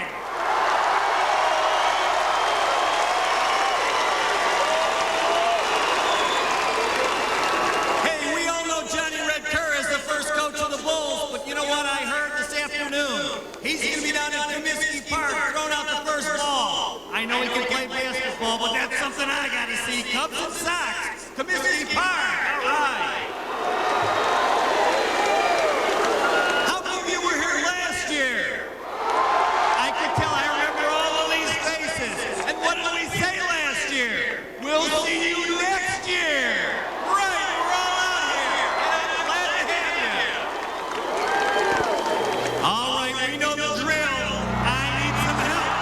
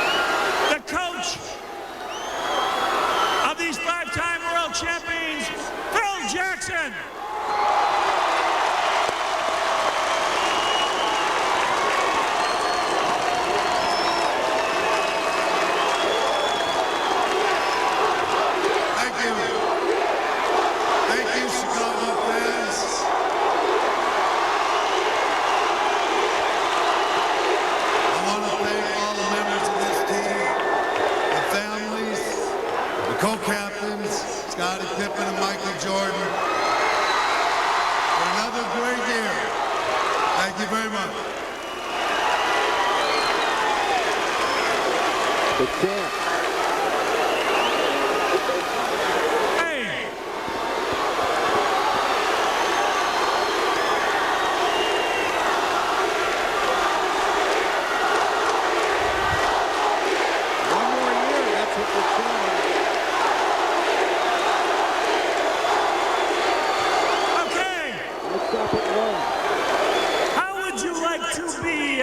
Chicago Bulls for only a month.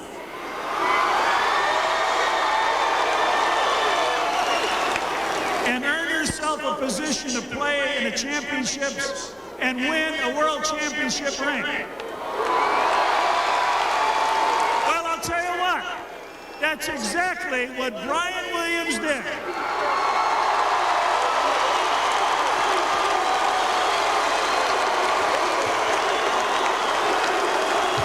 This means the world to me.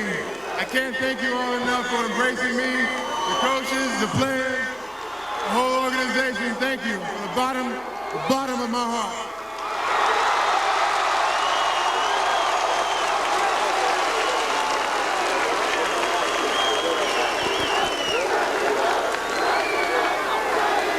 Well, we've seen guys make shots with the pressure on. The next guy sealed that victory with 5 seconds to go. Steve Kerr.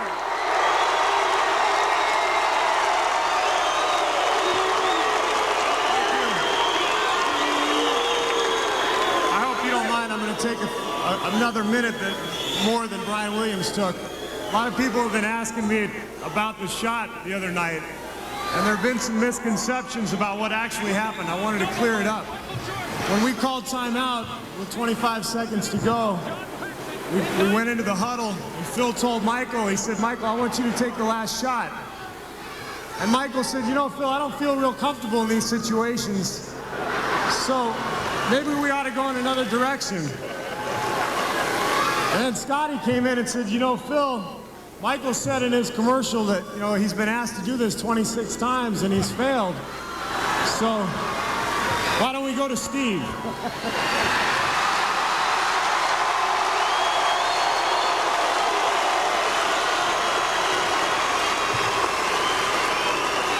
So I thought to myself, well, I guess I got to bail Michael out again.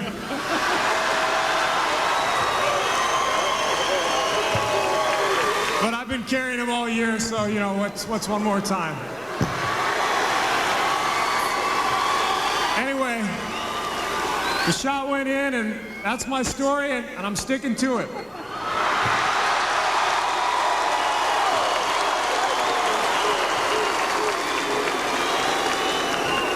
There's a guy that was bothered with foot injury most of the year, played under duress, and it affected his three-point shooting. But when it came time for the finals, he brought that eye and a three-point field goal with him. Tony Kukoc.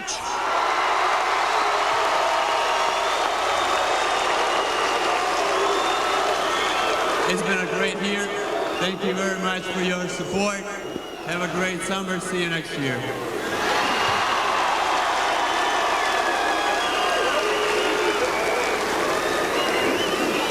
You know, if you're on a fishing boat and you call somebody mate, you know who you're talking to. But when you talk to this guy and he calls you mate, you know it's Big Luke Longley.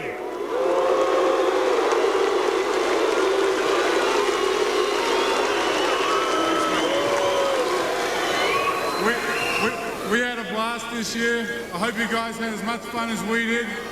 Let's do it again next year.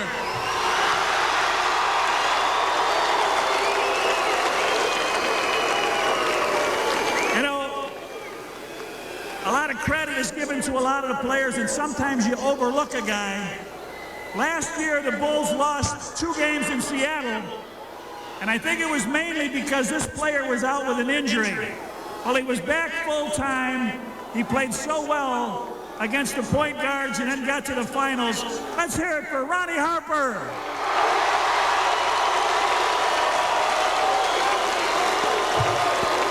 I'd like to say thanks to my teammates, the coaching staff, the organization, and the fans of Chicago. And hopefully They can come back if we do it again.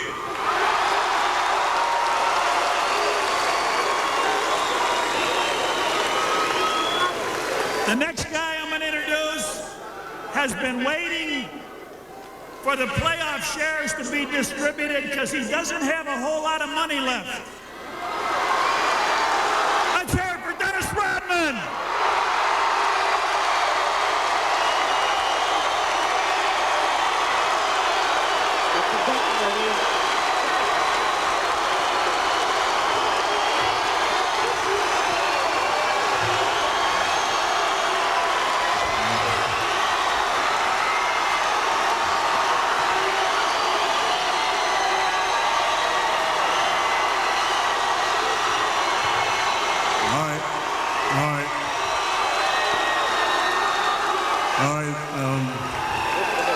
I'll keep this show and I keep it clean. All right.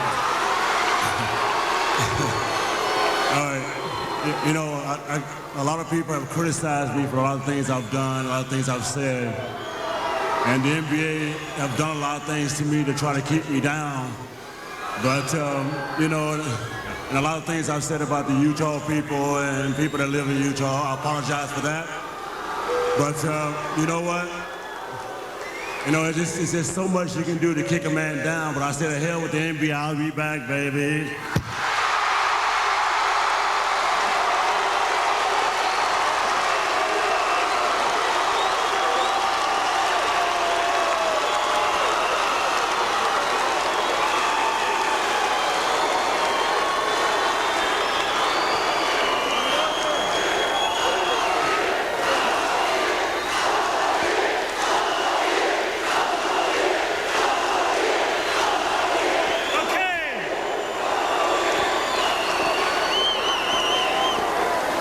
It takes two people to row that boat ashore, and both of them are co-captains of this team. This guy hurt his foot in a clinching game against Miami, but came back with great performances in the finals. One of the best players in the NBA, Scottie Pippen.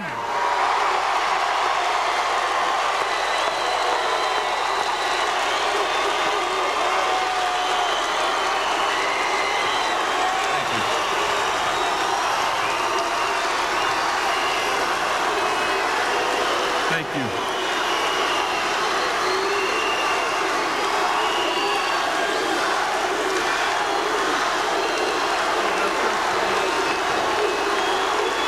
I just want to thank you fans for your support this season. I've been here 10 long seasons. We've been able to knit out 5 great championship seasons. And we look forward to bringing it back with number 6.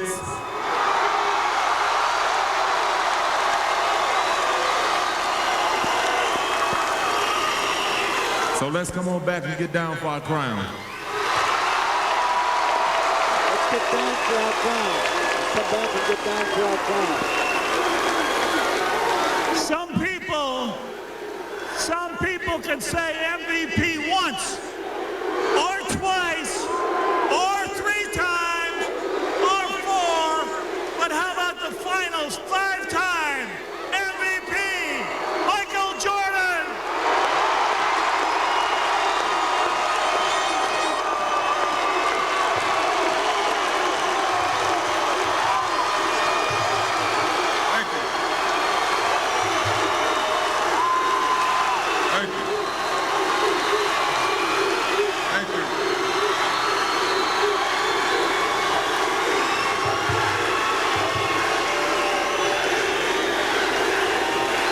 Thank you.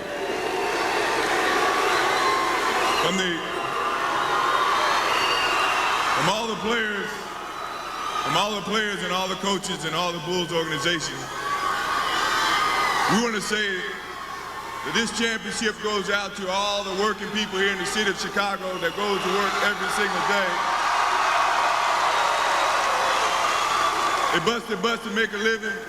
And what we do, we come in 2 hours out of the day to give you a break and have something to cheer about, have something to be proud about when you go to another city.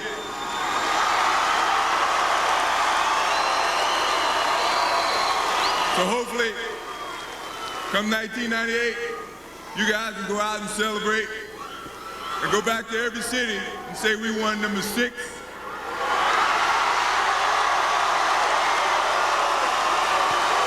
Hopefully number 7, number 8, number 9, number 10.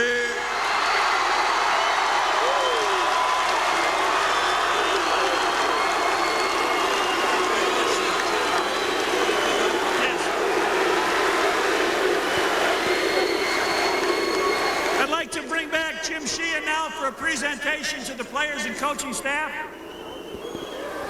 We're going to ask Michael Jordan to come back up, and all the players, we have a gift from all of you, the fans of Chicago. Thank you very much.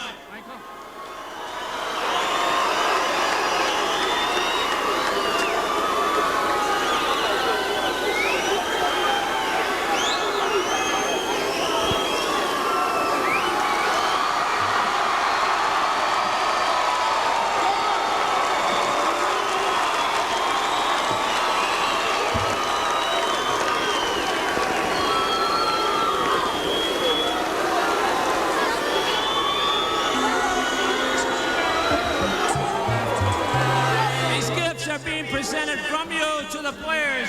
Let's have a nice round for the 1997 World Champion Chicago Bulls.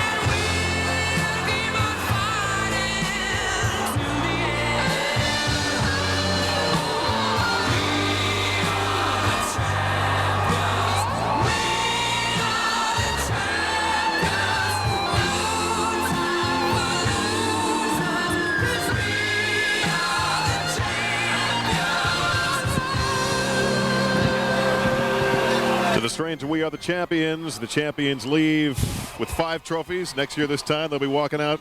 And what an image. And what was the most interesting part of that show that we didn't see?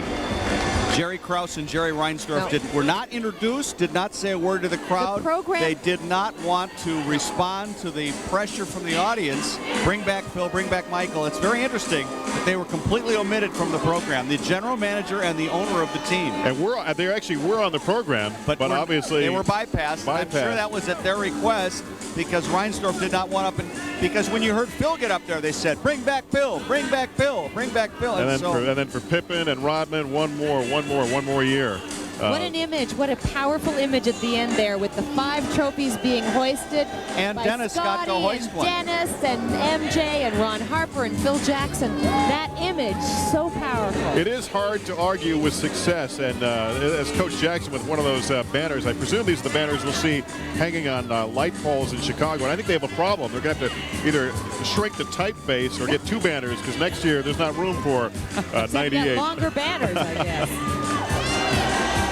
It's been, people waited here so patiently. It was a short program, but what a sweet program it was. I felt the same chills we felt during 91 and 92 and 93 and so on. A real emotion in this crowd, and I think the threat that this group could be broken apart even brought more emotion to the celebration. Sure, it brings more urgency and much more passion, and that's what the fans were feeling, and that's what Jerry and Jerry wanted to duck, and I don't blame them, really. I mean, this is a time for celebrating. It's not a time for really doing anything but living in the moment. Now we can start worrying about the future. And what about Steve Kerr's speech? Was that just so great? Well, it came completely with Michael's blessings, too, because Steve kept looking over to make sure Michael was smiling.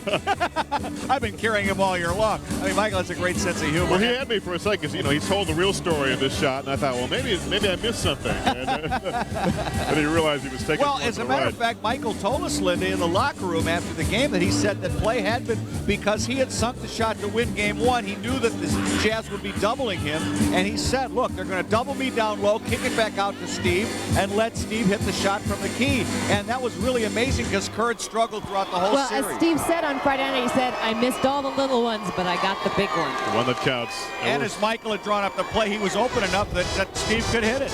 Well, that sounds like our musical cue to take a break. We'll be back with more in just a moment.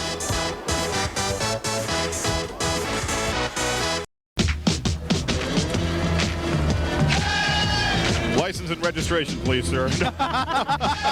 Michael Jordan. Just step out of the car, sir. Step out of the car right now. That's MJ's. May I have your autograph, please? Would you hazard a guess if he's headed to the links directly from here? I guarantee it. Do not pass go. I Do not collect $200. guarantee it. A little wet out there on the In court. fact, I have some inside knowledge that I can absolutely guarantee he's going to my club. Oh, okay. This just in. Yes, he's going to a club to be determined later. In case you're just joining us, a number of the Bulls drove their own vehicles, and Michael Jordan among them. You saw pulling away. This is these are the 2 buses that brought down the majority of the team and their families for this brief but really emotional and just great civic celebration. And look at this shot. The drive for 5 has taken a toll on Grant Park. It really has, and that's to be expected. That heavy rain, and then you have a couple 100,000 people trampling across it. But I'm sure it'll recover. And just as we predicted, the sun came out just in time for this celebration. Almost as if scripted. Please remind me to take these 4 rings home. I don't want to leave them here. Jostens is lending these things to me. In case you weren't with us earlier, Tim has all 4 past championship rings with him. Yeah, I sure do. And an armed guard or 2. Yeah, I'm leaving it down on the floor now, but but those are huge. Let's go down to Christine Doyle. She's been with some patient but very happy fans today. Christine. They've had such a good time out here today, as we all have, Linda. Hey guys, what did you think? How was it?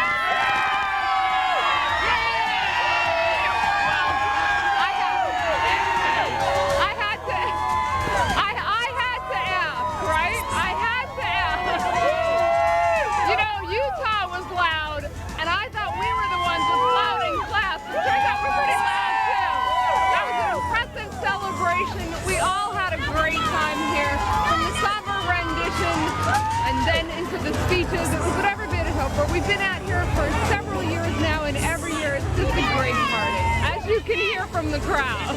Thank you, Christine down there with the Young and the Restless, right? Young and the Restless. In case you're tuning in to catch the Young and the Restless, it will be rebroadcast in the wee hours of tomorrow morning at 2:32 a.m. So you might want to set your VCR to catch the Young and the Restless. 2:42, I should say. 2:42. We just saw the buses. I think they're just starting to pull away with some of the families. A lot of the players themselves had driven down here in convoy with the buses, and there are the buses about to head out from a short but sweet, very sweet celebration. I think they had a lot of fun up there. They looked like they had a great time seeing the crowd and kind of interacting and feeling the energy of the crowd. Just one more. We can do it. Let's take a break. We'll be back with more of our celebration in a moment.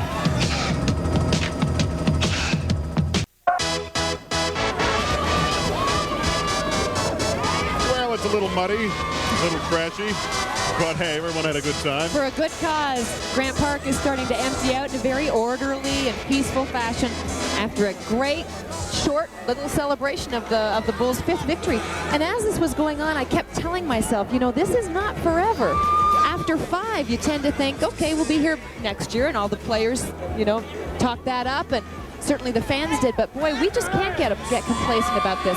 This is something that no other city, I mean, very few other people in other cities can brag about. Boston did it in the 60s, and now the Chicago Bulls are certainly the best team in the 90s by a long shot, and everybody is insisting that this can be done again, but you got to keep all the pieces in place, and yet it was so much of a struggle this year that they realized that it's certainly it's no slam dunk.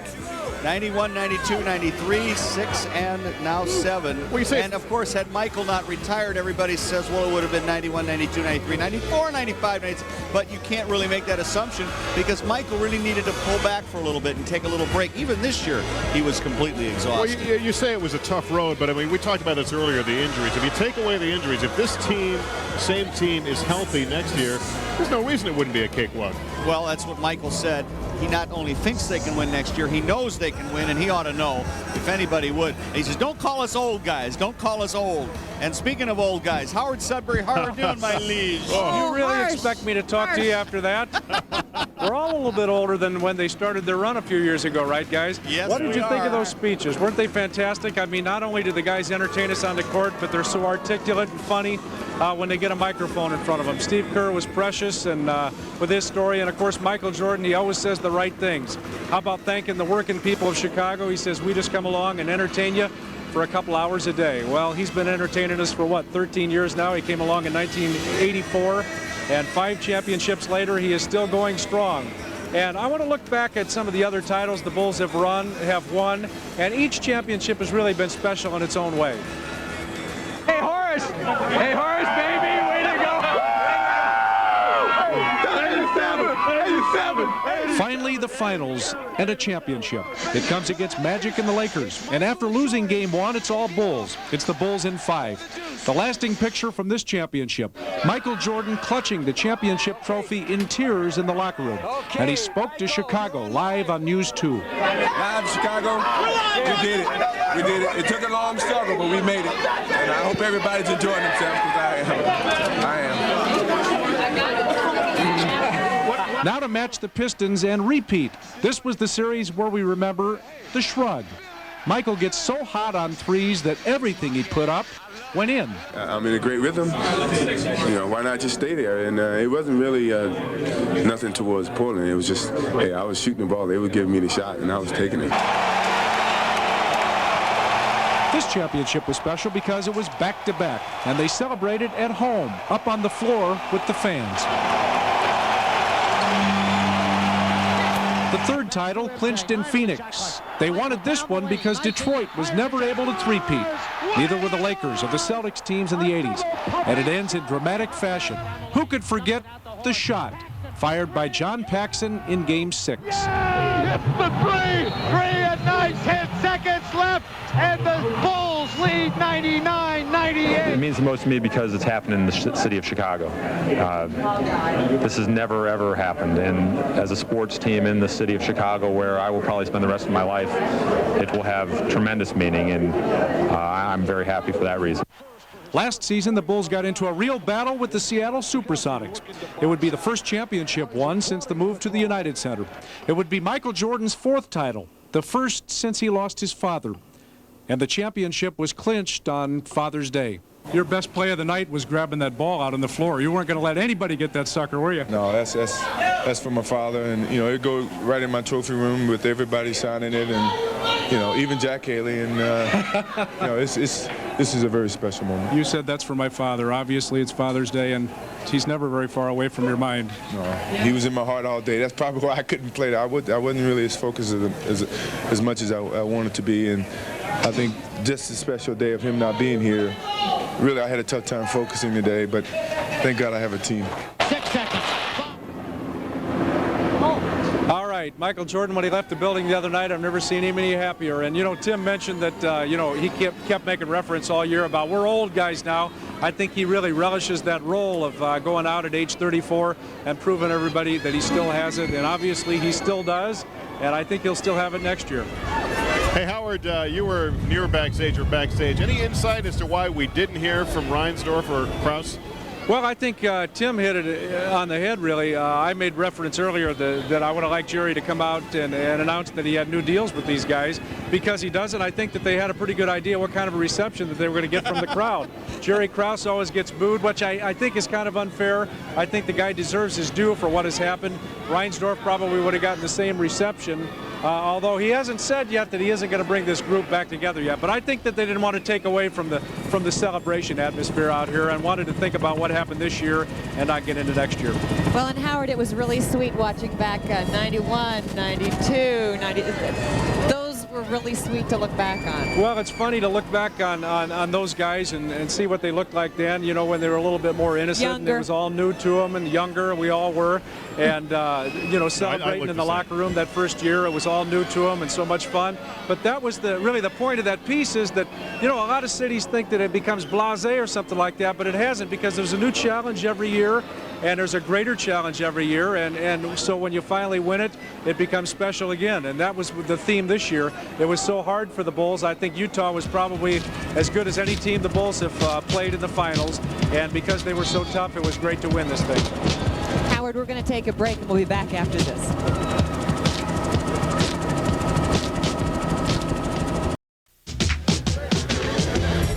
Welcome back to Grant Park. This is News 2, continuing coverage of the Bulls championship celebration. Lester Holt, Linda McClennan, Tim Weigel coming to you live from Grant Park. And the show itself wrapped up, maybe 20 minutes ago. But there were some super highlights, some super speeches by some guys as charged up with championship number 5 as they were with number 1. Michael Jordan greeted the crowd to the chants of MVP, MVP, nearly drowning out these remarks. Listen.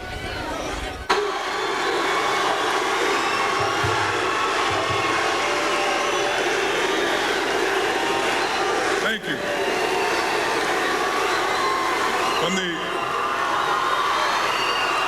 From all the players and all the coaches and all the Bulls organization, we want to say that this championship goes out to all the working people here in the city of Chicago that goes to work every single day. They bust to make a living, and what we do, we come in 2 hours out of the day to give you a break and have something to cheer about, have something to be proud about when you go to another city.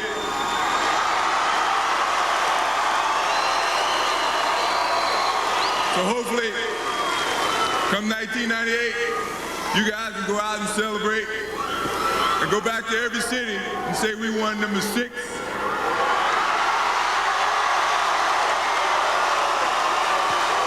Hopefully number 7, number 8, number 9, number 10.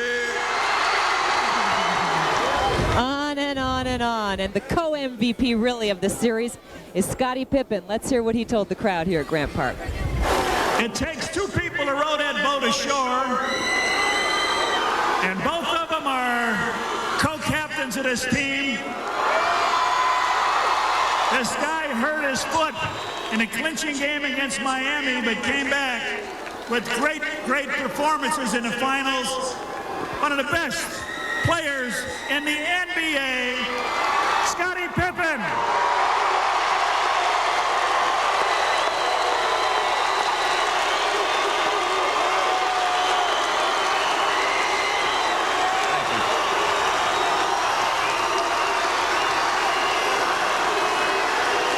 Thank you.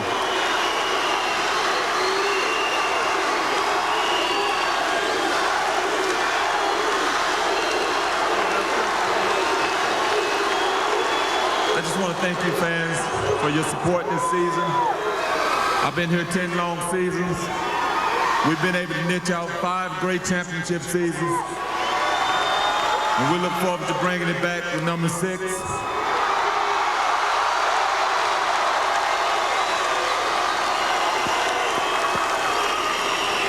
So let's come on back and get down for our crown. That was Scottie Pippen. What was the line? Get down for a crown. Down for the crown. Steve Kerr told an amazing story. Now, we heard him after the game Friday night talking about his amazing jump shot with just a few seconds left on the clock, put the Bulls ahead, and eventually help win the game. And he gave us one version the other night, but decided to set the record straight here this afternoon. Watch. A lot of people have been asking me about the shot the other night, and there have been some misconceptions about what actually happened. I wanted to clear it up. When we called timeout with 25 seconds to go, we went into the huddle, and Phil told Michael, he said, Michael, I want you to take the last shot.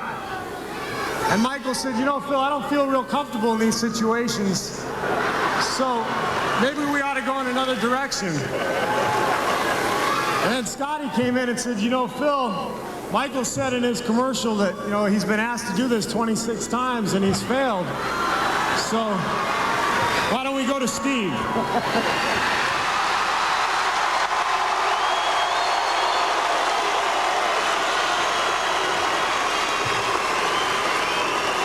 So I thought to myself, well, I guess I got to bail Michael out again.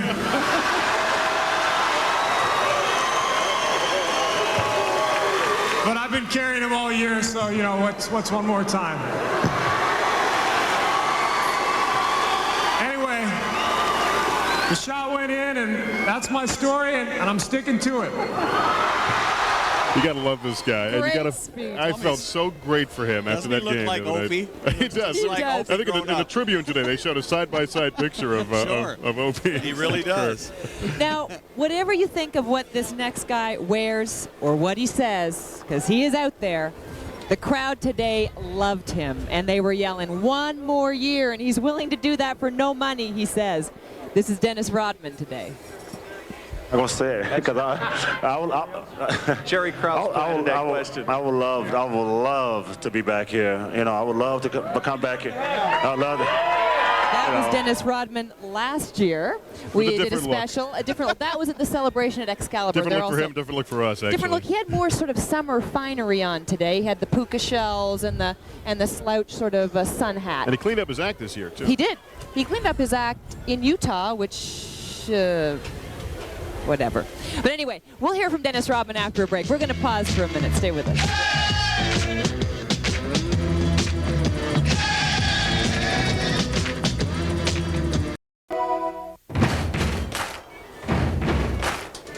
Grant Park is emptying out, nothing left but the litter and us here. We want to recapture some of the highlights of the last few hours in the celebration for the Bulls' 5th World Championship. And here's a listen to what Dennis Rodman said today. The next guy I'm going to introduce has been waiting for the playoff shares to be distributed because he doesn't have a whole lot of money left. Let's hear it for Dennis Rodman.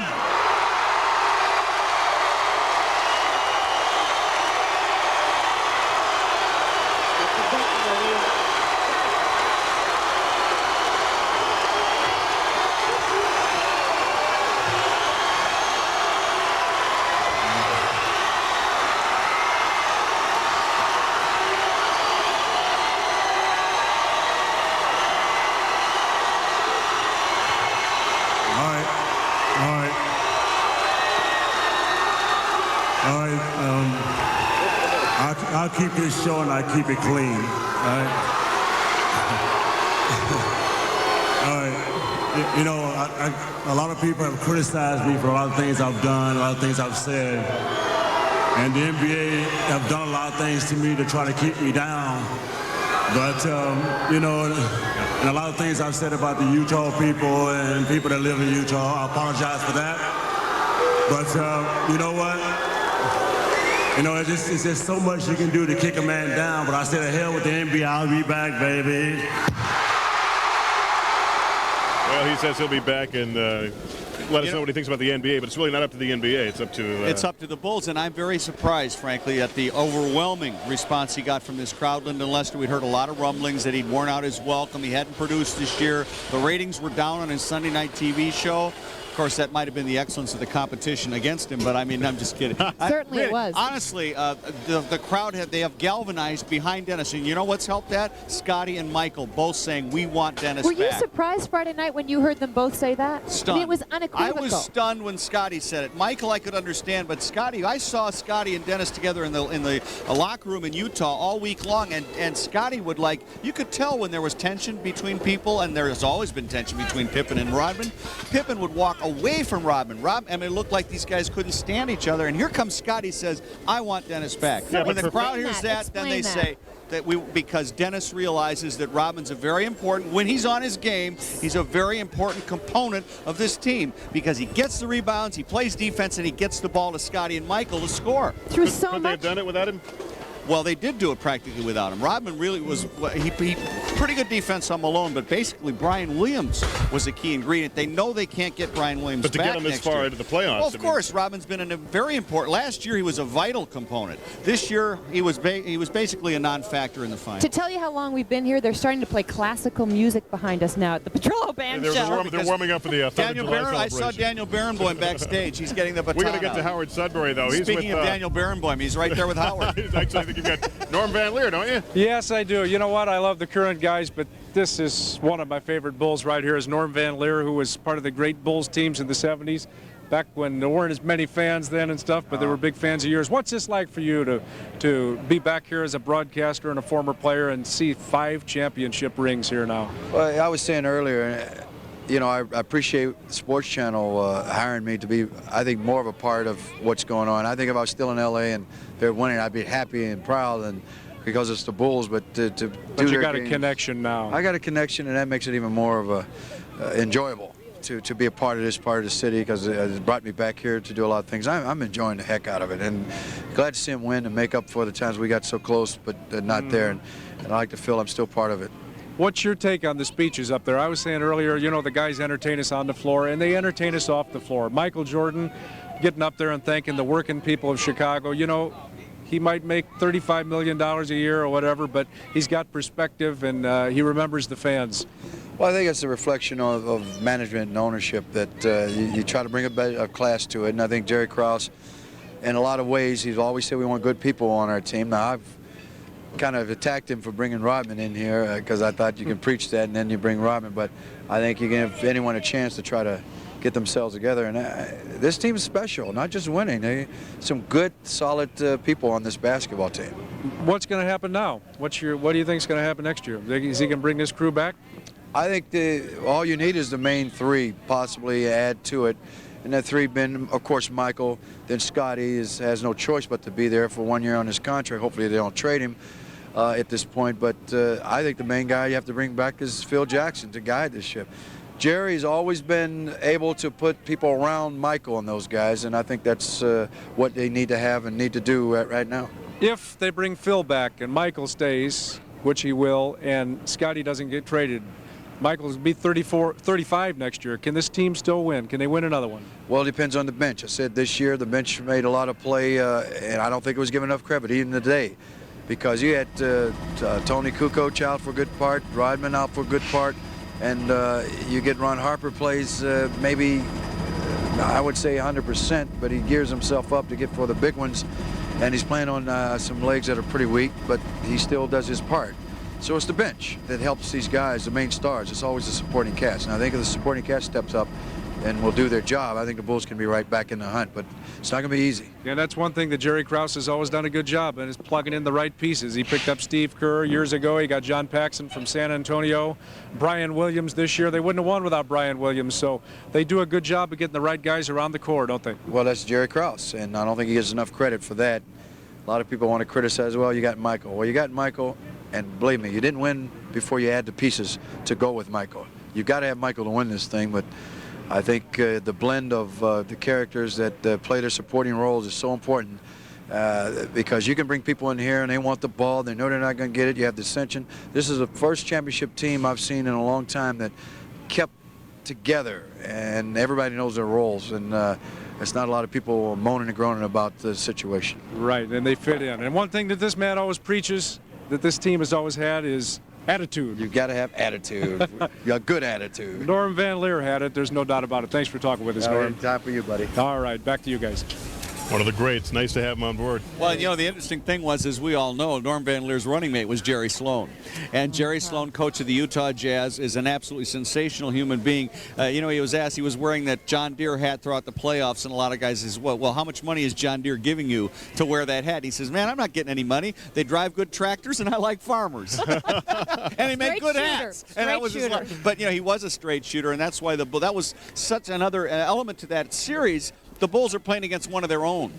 And there was tremendous respect between both coaching staffs and both sets of players. Malone and Stockton had great respect for Jordan and for Pippen, and it was a wonderful series. It was the best of the 5 series, which is really saying something. 2 best teams in the NBA, no doubt. Yeah. Tim, we're going to be back in a minute. Stick around.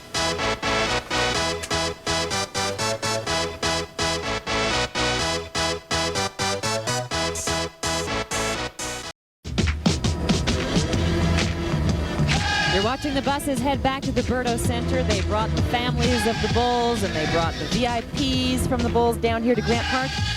We have spent the last few hours celebrating and remembering and looking back on the Bulls' 5th World Championship this afternoon. Welcome back to News 2 Chicago's coverage of the Bulls. And Christine Doyle has been here since the early hours this morning when it was pouring rain on Grant Park. Christine, you hardy soul, you. Well, Linda, it's really been a very fun morning, obviously, standing out here with the fans this morning. And, you know, we know the Bulls have the Midas touch, that's clear. But, you know, their fans are pretty golden, too. And this is certainly a great crowd. They've got all sorts of Bulls paraphernalia here. Here's Benny the Bull right under me here. Lots of signs that say Bulls rule. Well, we knew that. Look at this special shirt, 23, 45. All of their special mementos are here today. And, you know, a lot of these fans got here at the crack of dawn for this rally. A little or a lot of rain couldn't dampen the spirits of Bulls fans in Grant Park this morning. Some arrived just after midnight. By 6 a.m., 1,500 fans packed the Petrillo bandshell and the field behind it. We're from Wisconsin. We drove about 4.5 hours yesterday to come here, and then we got up at 4 this morning so that we could come and see it. A sea of umbrellas spread out across the bandshell and out on the field, where the grass was beginning to get trampled and a little muddy. Still, none of that could cast a cloud over this celebration. We're big Bulls fans. We love the Bulls. Came out in the rain. We've been here since 5:30. How to stay dry? Well, umbrellas, obviously. Some raided the cupboard for garbage bags, while Jill Robertson was determined to wear her 5th championship victory T-shirt either way. When did you buy that T-shirt? Because they only won the trophy on Friday. Yesterday. All the stores had them out. They announced it like the day after, so we went out yesterday and bought the T-shirts. Of course, each fan has a special reason for being here. I want to see MJ, okay? Why? What's so he special? looks so beautiful. He has skills. He can play. No, he's beautiful. Okay, you can see this banner that they helped put together just yesterday, Chicago Bulls World Champs. I saw another one. It said number 6.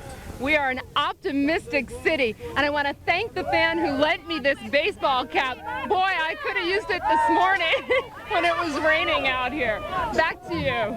Thanks, Christine. And almost as scripted, we gathered down here. The rain had just stopped just about 8:30 this morning, and we were all saying, you know, the skies are going to part, the sun's going to come out just in time for the start of this rally. I don't know, about and it did. 2:30 this morning, I heard the rain pelting on the roof, and I thought, oh, we're going to go work at a disaster. But never in the 5 years now that we've had these celebrations here at Grant Park has it rained on the parade. It's usually steaming hot. Yeah. If my memory serves me correctly, this has been the most comfortable of the 5 in terms of the temperatures just about right, sun sort of out. I mean, we've had some real steamers here, remember? Yeah. I mean, I remember dripping certainly after the Portland and the Phoenix series. And we had a very, very good turnout. It looked to us as though probably almost as many people came down here as they had in years Maybe past. more. Easy. Very, very patient crowd, calling for the Bulls because it was all running well behind schedule this morning. But really a great celebration once it did get underway. We'll be back with more in just a moment.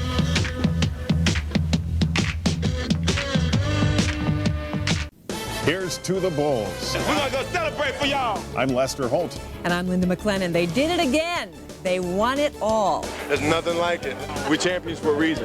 CBS 2 Chicago salutes Michael Escotti and the entire team for winning the Drive for Five. We're going to give our best, and we feel like that no one can overcome that. The Chicago Bulls, a proud part of the best sports town in the world.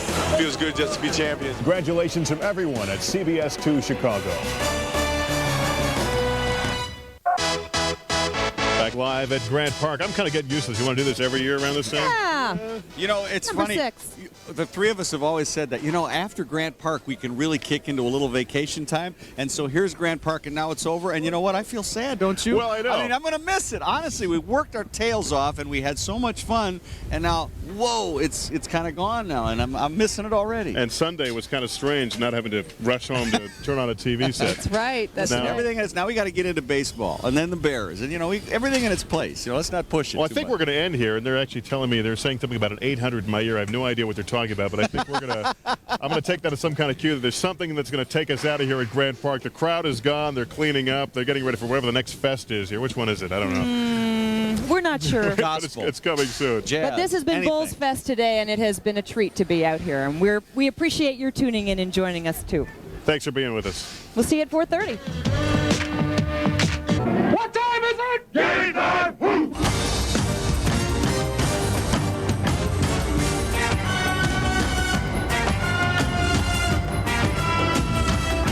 This is our house, so we have to defend our house. And if we can't come out here and play with the intensity that another team comes in to play with, then we have to look at ourselves in the mirror.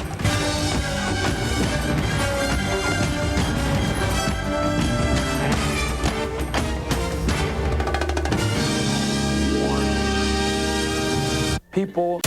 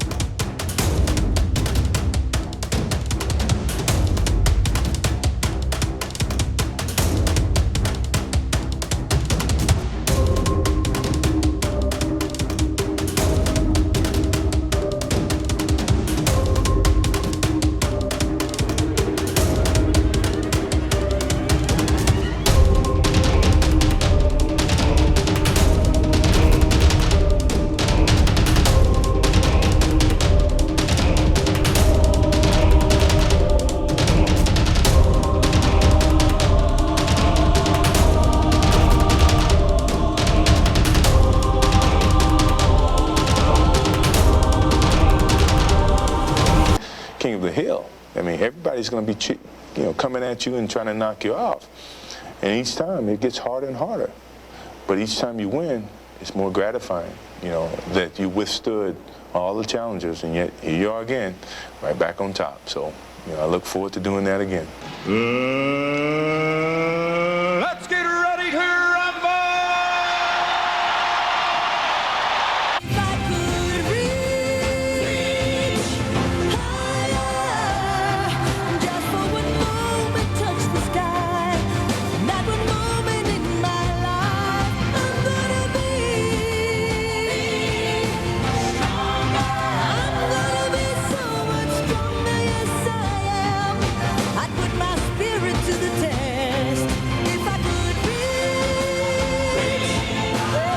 Somehow I found the energy to stay strong. I wanted it really bad.